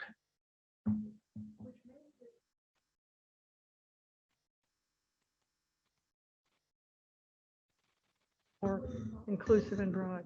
Yeah. It takes longer to do that, to be more collectivist rather than authoritarian, but it's more inclusive, and in the long run, we're all more committed because of it. Yeah. That also gets at the idea that Chair Sloan was talking about earlier about us supporting the work of IHEs, supporting the works of K-12 in terms of like credential monitoring and all of that, because that's us supporting them giving them input, not just taking the input. Wow. Chair Sloan, were you going to add something before I close us out with next steps? Yes. Yes. I think I had originally encouraged folks to add responses to question 2 in that last roundabout, but I don't think I heard any. So maybe we can open it up to see if there are any comments or feedback or related to the proposed plan structure and process. For that, as you consider that, commissioners, I think in our early conversations with Glenn Price Group, with Caitlin and Aaron, they brought back to our attention something that over the last 2 years I came across too, which was the Washington State Strategic Plan. And their organization of it, their organization of goals is around the continuum of teacher recruitment, preparation, licensing. I can't remember what it is, but around and the way ours has been since 2012, 2014 has been around our statutory mandate, right? And it was an interesting question, I think, and an interesting way for us to think about our work. And what part of what I'm hearing from all of you is that we are about the education profession. We license them, right? But nobody wants to disconnect students from that. Nobody wants to. So both A and B were appealing in some way to all of you in the vision statement. But what's at the center and what is the because of? Thank the in order to. Thank you for bringing that student liaison, Tran. Really appreciate that perspective that you brought. But how do we visualize that? Do we capture that focus on the educator by looking at the continuum of work that we do? Or not? It was an interesting question. So, and moving to guiding principles rather than values, and capturing the mandate as part of something we can't ever forget, because we're really not allowed to act outside our mandate. It's how we enact our mandate that we're really talking about. So those are some of the structures of the plan conversations we were having with Caitlin and Aaron early on. Well, I hear Ken Burt's voice from the great beyond talking about mission creep. And so that I also worry, because one of the things that we have always wanted, or at least I've always wanted, is more data on like STIRS eligibility and who is actually no longer teaching, and those data pieces that I think would really inform our work, but yet we don't own that data. That belongs to other agencies. So if we were to organize it in that way, would that be, if that is a call for us to be able to access that information, then I would be in agreement. But if that's not a possibility, then I just wonder, are we in control of all of the entire continuum of an educator's development? I think, are we in control of it, or do we have a role to play in it? Because we aren't in control. We aren't in complete control of any part of that continuum, but we have a major role to play in the preparation of the workforce by setting its standards. But the enactment of that occurs in the institutions and in the schools, right? So what do? We set the table and engage and try to support the profession in doing really good preparation. So what's our role in it versus what we control? That's how I hear your question a little bit. Commissioner Hartwig. It was helpful for me to look at the Washington State plan to see how they sort of set that out, because first thinking of this, I had the same hesitancy I think David did, which is just lots of this is just way outside anything that we can have an impact on. But as I think about it more, I actually like this change. I like this idea of setting it, structuring it around the career continuum for a couple of ideas. Number one is user friendliness, in terms of people who are reading this who are actually educators, and it being able to relate to what they to their own plans and being able to see what their relationship is to our agency. I think that could be very helpful in that way. And then number two is, I think, and Mary is just bringing this up, Executive Director Sandy is bringing this up, if it could be structured in a way that recognized we are not in control of all of this entire continuum, but we have inputs at multiple different points within that continuum. And particularly with, for instance, the activities that we've gotten very involved with of running grant programs and so on, we have a lot more inputs to some of those parts like retention than we maybe used to have. And that could, is useful to share that information, that that's actually part of our regular functioning now, and an expectation that the state has placed on us, that we're the place that's going to be piloting different things about, these other parts of the career continuum for educators. So I understand that it would not be maybe not a perfect match in the sense of we don't have an equal input into each stage of an educator's career continuum. But I think it's an interesting direction to go, and it might be able to illuminate, some of the other activities that we're involved in an interesting way, and also would just be a kind of a practical way in some ways to restructure it, an accessible way. So I think it's really interesting. Okay, Commissioner Grenishire. I too like the extension into the whole journey of an educator. And I'm not just saying teacher here, because of course we prepare all those other people as well. But just think about our conversation today about national board certification, right? Right. So ensuring that there's so many good things about that program that ensure these teachers are supported throughout their educational journey. So I really like that on the Washington State plan, and would encourage us to think more about that as we think about how to support the growth and development of all of our educators, which is going to lead to their retention. Okay, I want to be sure that our commissioners who are on Zoom also get a chance to Commissioner White-Smith, Commissioner De La Torre Escobedo. I think if you have anything that you want to. Commissioner White-Smith? I don't think that I could add anything that hasn't already been stated beautifully. Thank you so much. Yeah. Okay, good. Well, we miss you in the room, but we know you're there. All right. Commissioner Simmons. Oh. Oh, Marisol, she's a thumbs up. Yeah, she's a thumbs up. I was going to say the same thing. Thumbs up. Okay, thank you. Commissioner Simmons. It also would inform, like with Relay this morning. Was that their name? Yes. Okay, Relay. Because it would be nice to know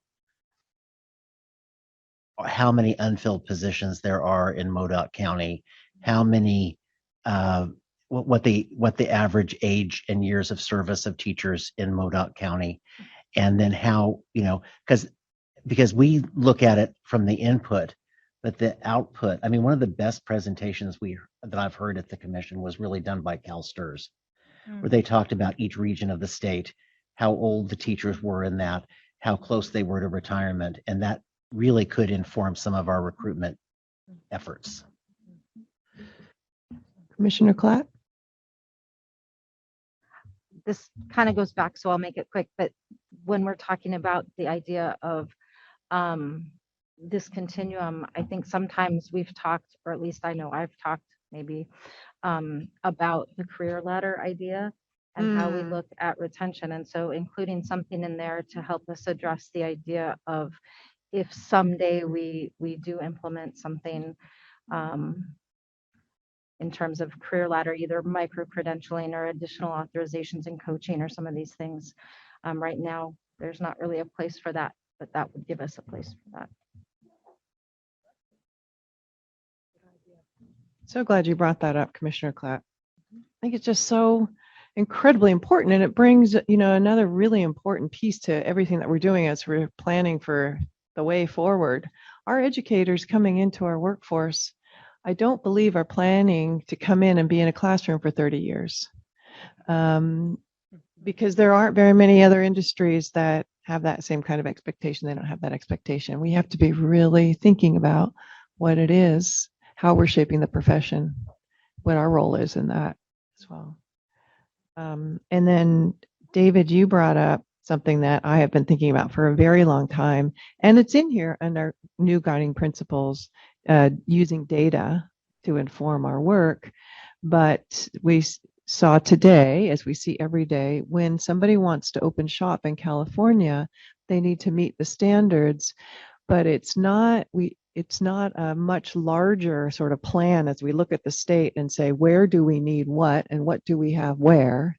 And what is the data telling us too about our different pathways and the efficacy of those pathways? So we may not need to be a state where we let every flower bloom in terms of programs coming in.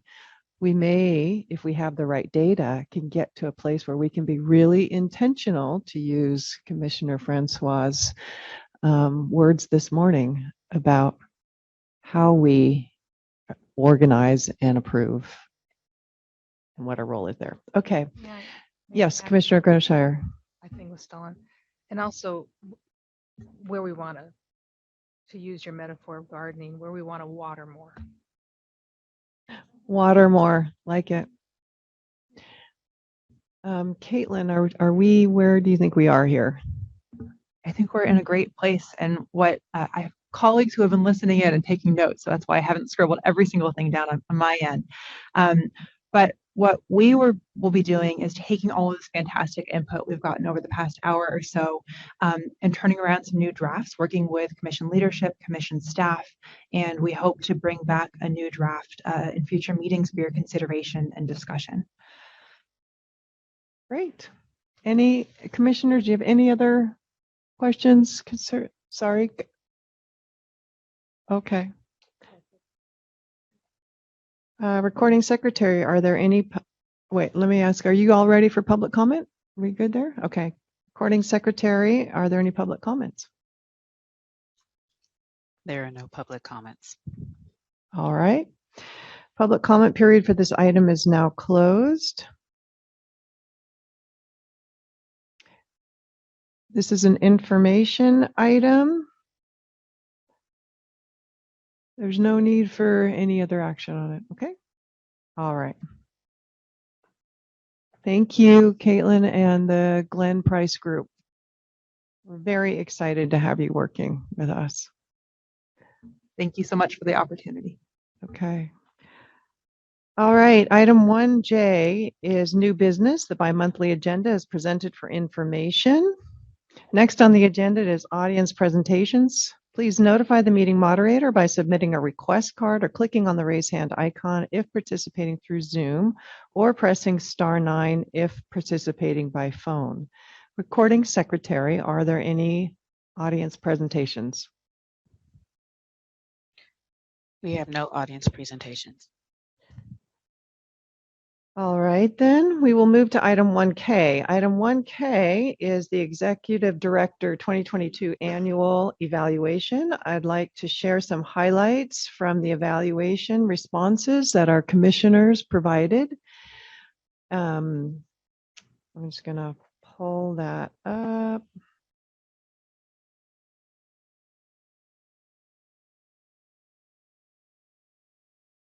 So commissioners completed a survey evaluating the work that our Executive Director, Mary Sandy, has been engaged in over the past year.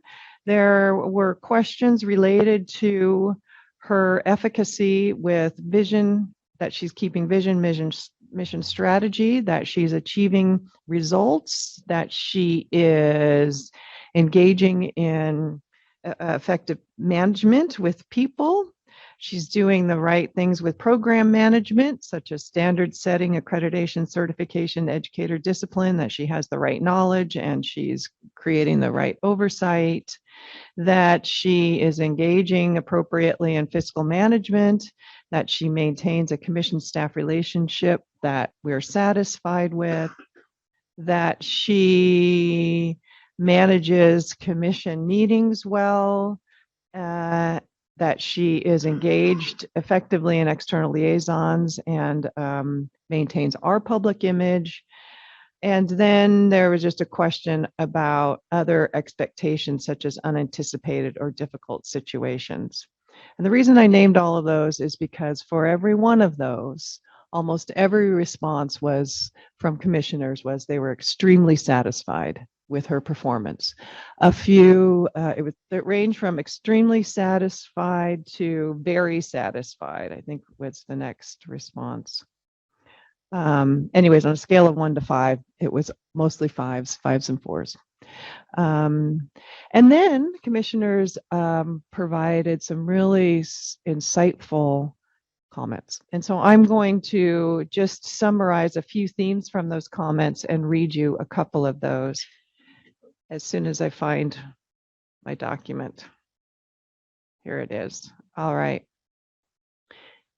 There were a number of themes with respect to the question about what are 3 or more major strengths of the executive director as a leader. A lot of people talked about her knowledge base and her vast and incredible knowledge base, the passion with which she brings to the work, her incredible leadership skills. This person knows how to lead. Communication and the ways in which she communicates with so many different members of our education community in really effective ways. Her facilitation of conversation, her facilitation of ideas. It was that collective inquiry piece that Commissioner Brown was talking about. Another word that came up over and over again in the comments was integrity. Our executive director has tremendous integrity. And another word that came up was courage. And I would agree with that. And you just don't even sit over here and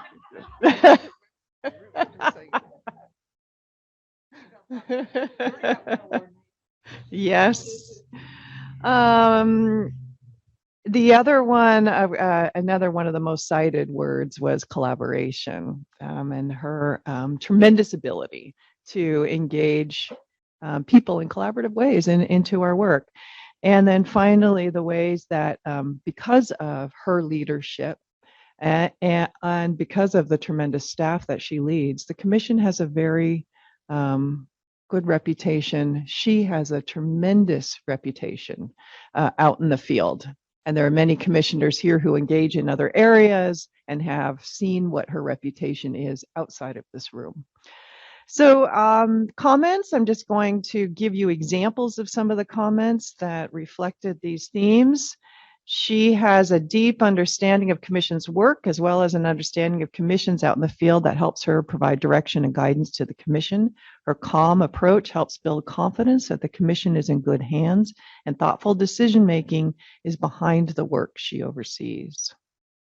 Another comment on strengths: respect and appreciation for her team and others. Mary creates a positive feedback loop with her team members, the commissioners, credential holders, and other interested education partners through her evident and clear respect and appreciation.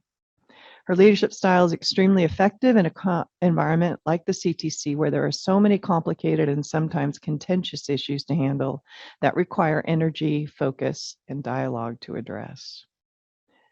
Another commissioner wrote of her strengths: anticipating changing needs and shifts in the education landscape, connecting and listening to feedback, scaffolding conversations, and providing data. Another said, and many said, she is professional at all times. She maintains her role and allows the commission to function through their leadership. She adds to the conversation when needed and very infrequently, which I thought was an insightful comment because that's really important. Finally, she is highly visible, high visibility in the field, highly experienced leader who's able to bring together stakeholders with varying interests in negotiating the best way forward.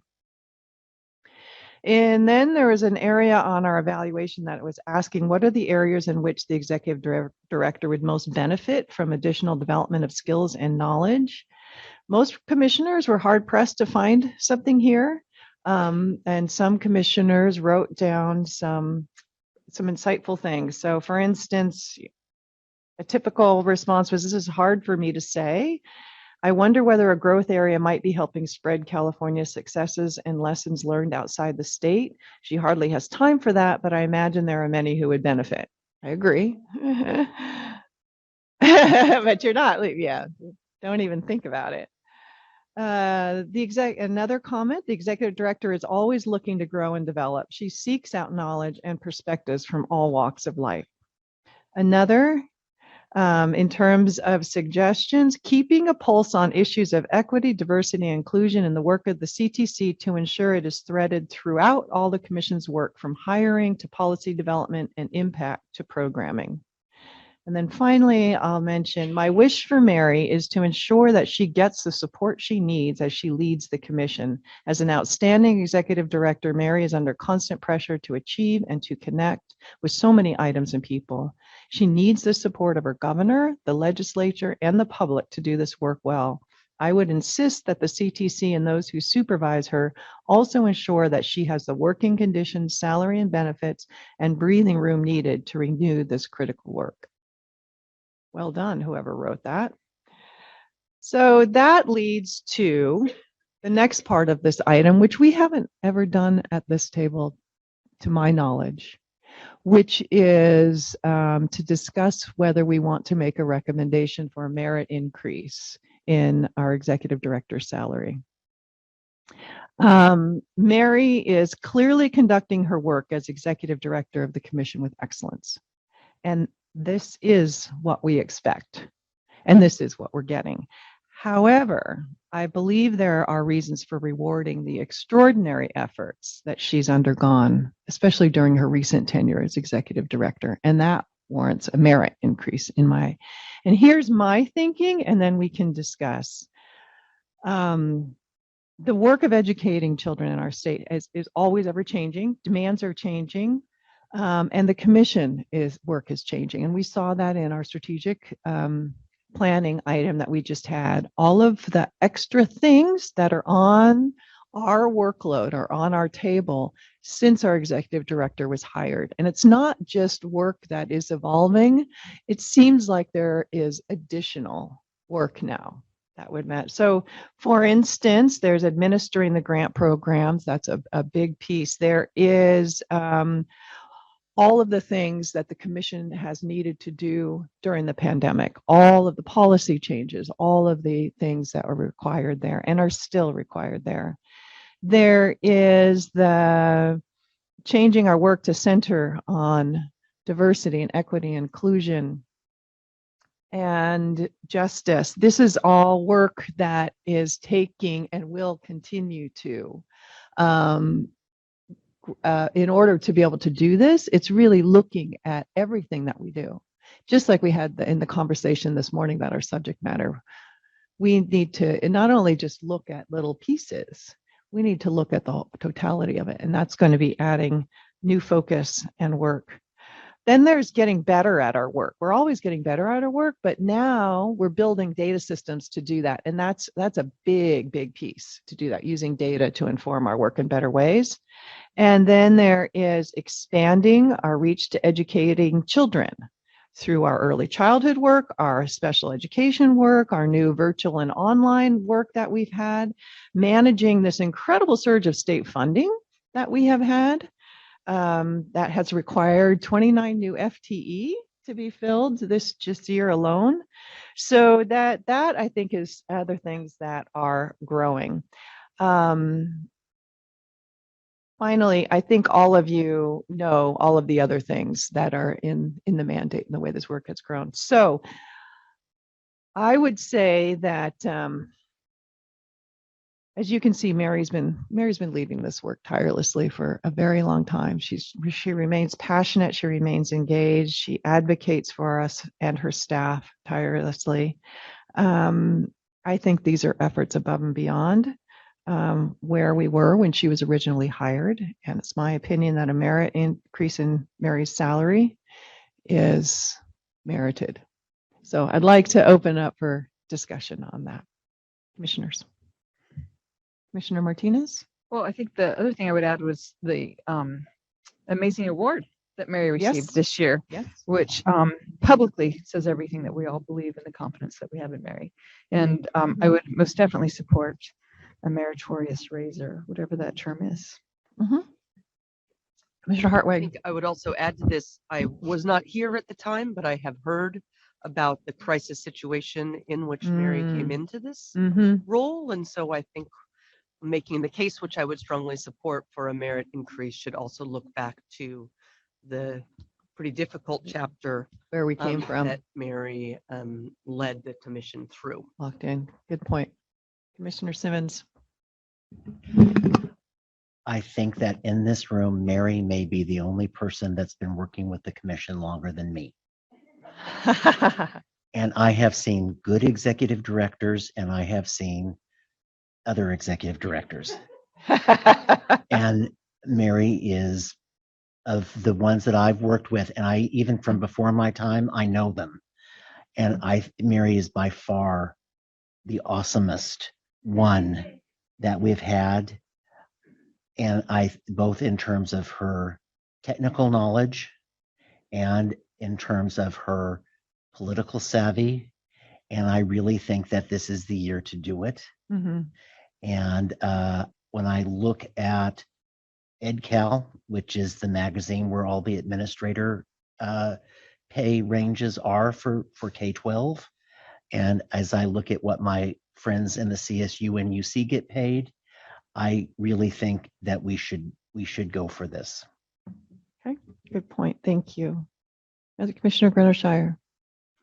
For all the reasons that my colleagues have just stated, I also would support this, a merit increase for executive director. I'm assuming that the process does not occur here, but rather the officers Yes. look at the budget, Correct. and what we're doing is supporting the idea. Correct. of A merit recommendation. increase, and then other folks are going to say what that is. Is that correct? That's my How would it understanding. work in other systems. Okay. Yeah. Yeah. Commissioner Brown. So that she'll stay here and be our leader. Thank you. And also that the work that you've done has been so aspirational and inspirational. And then what happens is, as my grandma used to say, you're doing a lot of breathing out. I want you to be able to have the resources so that you can breathe in sometimes as well. Because it seems like there's everyone, you do something for everybody all the time. And you need to have a job that lets you breathe in and out. And I would totally support. And if we need to witness, you let us know. We can do it in writing. We can do it in text. We can do it in any way you want. But that's what the work of the commission is asking for now. So let's do it. Mm-hmm. Thank you, Commissioner Brown. Commissioner De La Torre Escobedo. Yes, hello everybody. I too support the merit increase. And when we debriefed this with Mary earlier this week, I told her that she makes it look so easy. And we definitely know that it isn't. But I want to add to this narrative here. I'm calling it Mary's word bank here. In terms of describing her stellar leadership, it was so great reading commissioners' comments. But other words used to describe you, Mary, we talked about the passion, vision, courage, your collaborative, introspective, focused, patient, respectful, dedicated, empathetic, compassionate, communicative, efficient, and that's just a few of them. One commissioner mentioned that you have a clear direction of where we're headed, and they called you a walking history book. And I know we can always guarantee and ensure that you have the page number, the law, the context, all of the above for any topic that we're discussing in front of us. So thank you so much, Mary, for your leadership. And one more task, you need to write a book about effective leadership because you are it. There you go. So commissioners, I'm going to open for public comment, and then we will, I believe we're at a place that we can vote on this. Okay, our recording secretary, are there any public comments?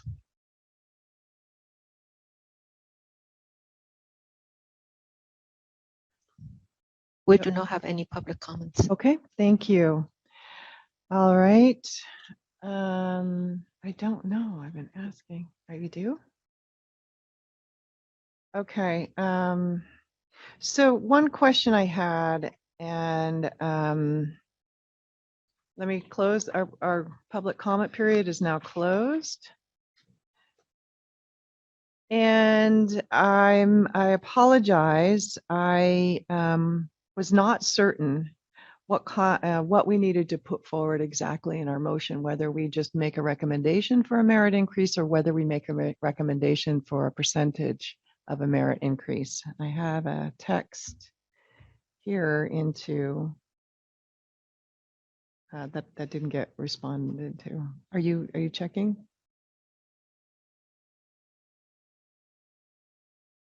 I know I checked. Hold on just a minute, commissioners.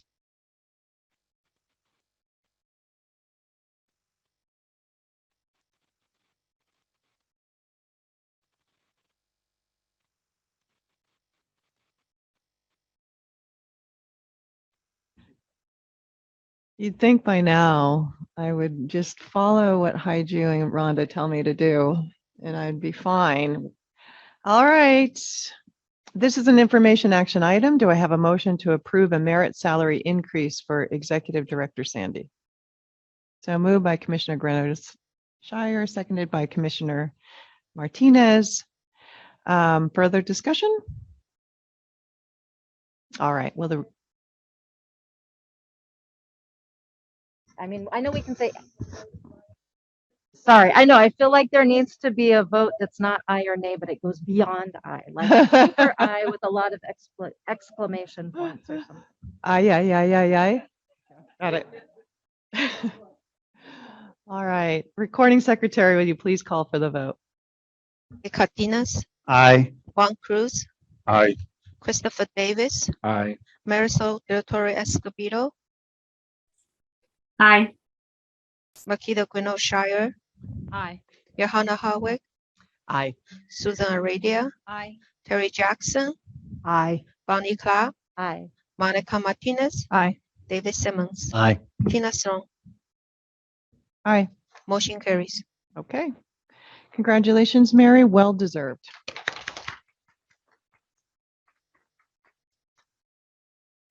Yes, you may say something.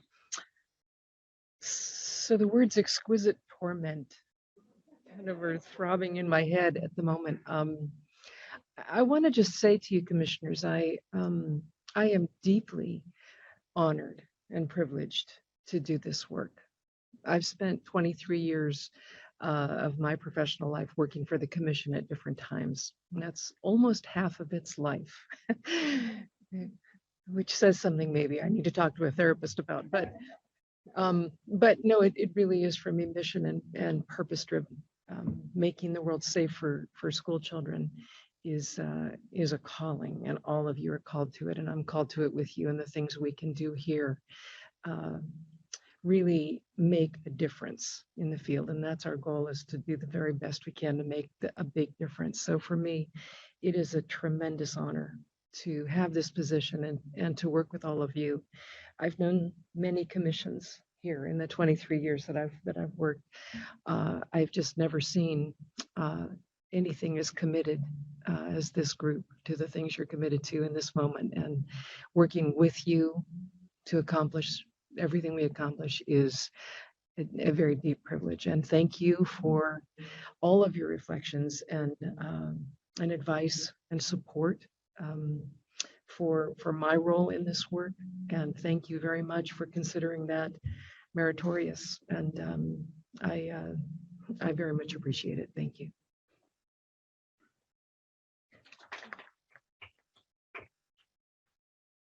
But it also has a tissue to go with it. All right. Thank you, dear. Thank you, dear. All right, commissioners. Item 1M, we were able to complete all agenda items for the closed session yesterday. So now we're going to jump to agenda item 1M, which is a report of the closed session items. What? Yes? We're going to do M and then L? That's what my script says.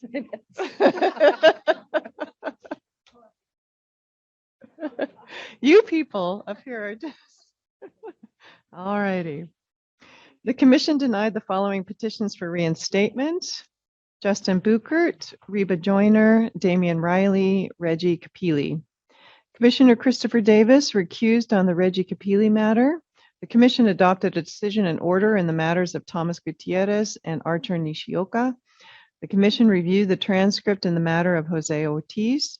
A decision and order will be prepared for the commission's adoption. The commission ordered a 30-day delay for preparation of the decision and order. Commissioner Michael De La Torre recused himself from Thomas Gutierrez, Arthur Nishioka, and Jose Ortiz matter. The commission reviewed the transcript in the matter of Kurt Wilkins. A decision and order will be prepared for the commission's adoption. The commission ordered a 30-day delay for preparation of the decision and order. The commission rejected the proposed decisions in the matters of Manuel Madrid Olguin, Stacy McKay, Morgan Walton, and LaShawn Witt, and called for the transcript. The commission discussed the matter of number 26, Daniel Lee, and remanded the matter back to the Committee of Credentials. All right. Now we will move to item 1L, nominations and elections for chair and vice chair. Over to you, Mary. Thank you, Madam Chair. Section 301 of the Commission's Policy Manual allows for nominations for chair and vice chair to be made orally in open session at the last meeting of the calendar year of the Commission.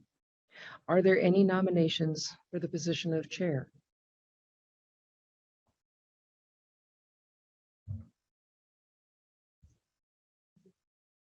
I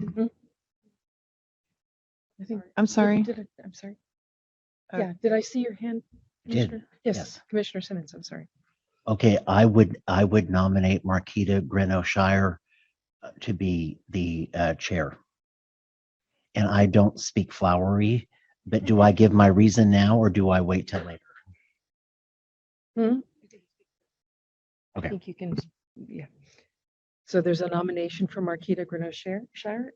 Commissioner, it's been seconded by Commissioner Martinez. Are there any other nominations for the position of chair? Seeing none, I will now close nominations for chair. Are there nominations for the position of vice chair? Commissioner Greno-Shire? Would nominate our current vice chair, Marisol de la Torre. Escobedo. Are there any other nominations for the position of vice chair? I don't think we need a second, but I will now close nominations for vice chair. Before we open the election, I would like to ask the nominees for chair to give a brief statement. This statement will be followed by the vote for the chair, and then we will move to the position of vice chair. Commissioner Greno-Shire. So you've heard a lot of stories over the last couple of days, and I think narratives are really powerful. So let me just give a brief story before David gives his flowery reasons. I come to this work just like all of you do, with a passion and a commitment to improving the lives of students in the state of California. And Commissioner Jackson said this yesterday about the work we do preparing teachers and other educators is the most important work of any career. And so I've spent my entire career trying to do that work well. I'm a first-generation college student, a proud CSU alum. I've had the honor of being a faculty member, a dean, and then most recently the assistant vice chancellor for teacher preparation in the California State University system. And I retired just about a year ago. And when people asked me what I was going to do when I retired, I developed this conceptual framework. Mary and Shireen have heard the story before, where in the middle was me, and then my family, and then community participation and professional participation, because I wanted to make good use of these retirement years. And so I've been privileged to be able to pick and choose the passion projects that I want to engage in this next part of my journey, and serving on the commission is that. And I would be honored to serve as your chair and to continue this work alongside each and every one of you. So thank you. Do you have anything you'd like to add, Commissioner Simmons? You don't have to, but if you'd like to, you may. Okay. Okay. I will now open the election for the chair of the Commission on Teacher Credentialing. Do I have a motion to elect Commissioner Shire to serve in the role of chair? Commissioner Hartwig moved, seconded by Commissioner Jackson. Will the recording secretary please call roll for the vote? Jose Cardenas, Aye. Juan Cruz, Aye. Christopher Davis, Aye. Marisol Directoria Escobedo, Aye. Makita Gwinnett Shire, I think I abstained. Johanna Howard, Aye. Susan Aradia, Aye. Terry Jackson, Aye. Bonnie Clark, Aye. Monica Martinez, Aye. David Simmons, Aye. Tina Sloan. Aye. Motion carries.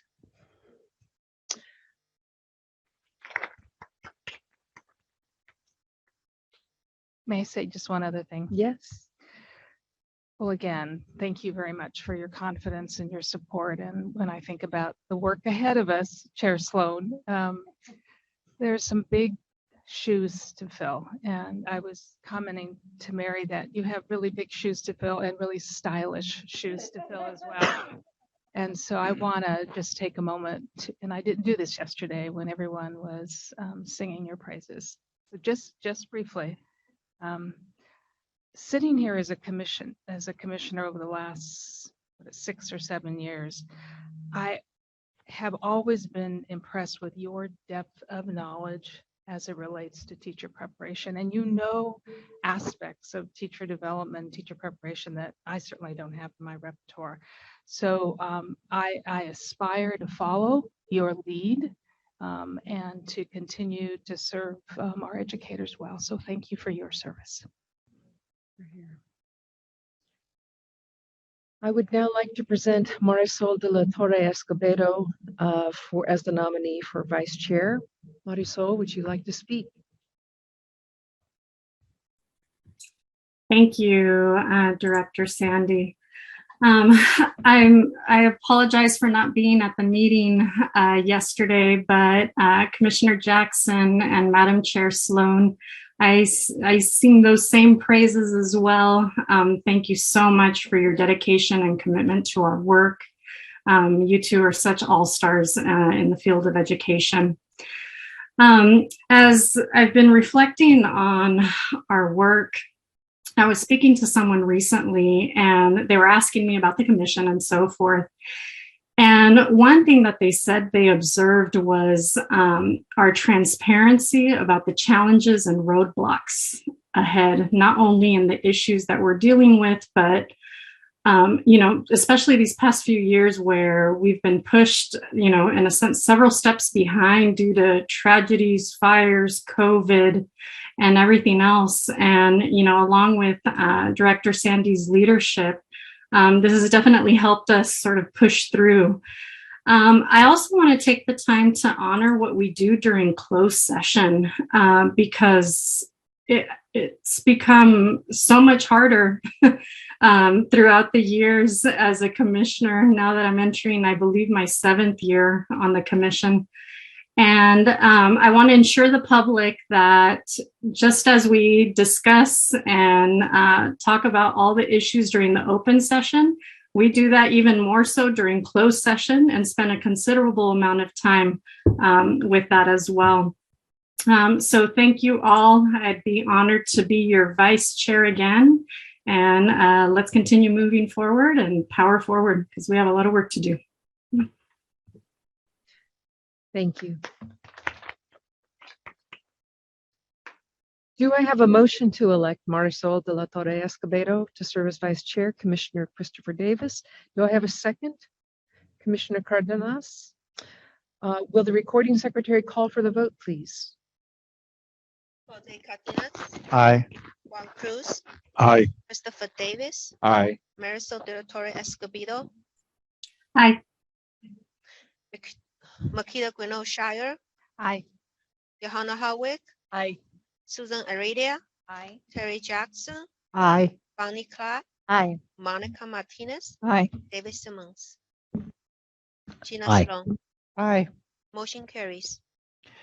Commissioners, it is my pleasure to introduce Marquita Grenell-Shire and Marisol de la Torre Escobedo as the Chair and Vice Chair of the Commission on Teacher Credentialing for 2023. Back to you.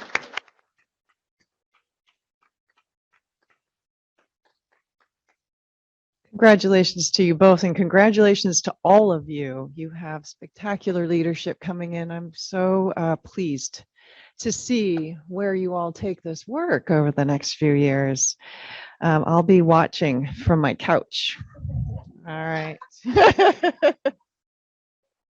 Yeah. All right. For those of you who celebrate the holidays, have a wonderful holiday. And I now adjourn the December 2022 meeting of the Commission on Teacher Credentialing. The next meeting is on February 9-10, 2023.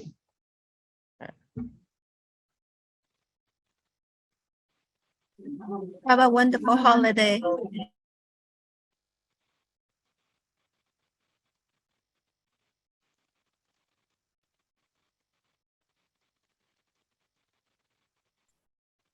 Goodbye, everybody. Goodbye, Happy holidays, Bye, Marisol. Marisol. Bye, Kim. Kimberly. Happy holidays. Bye, Kimberly.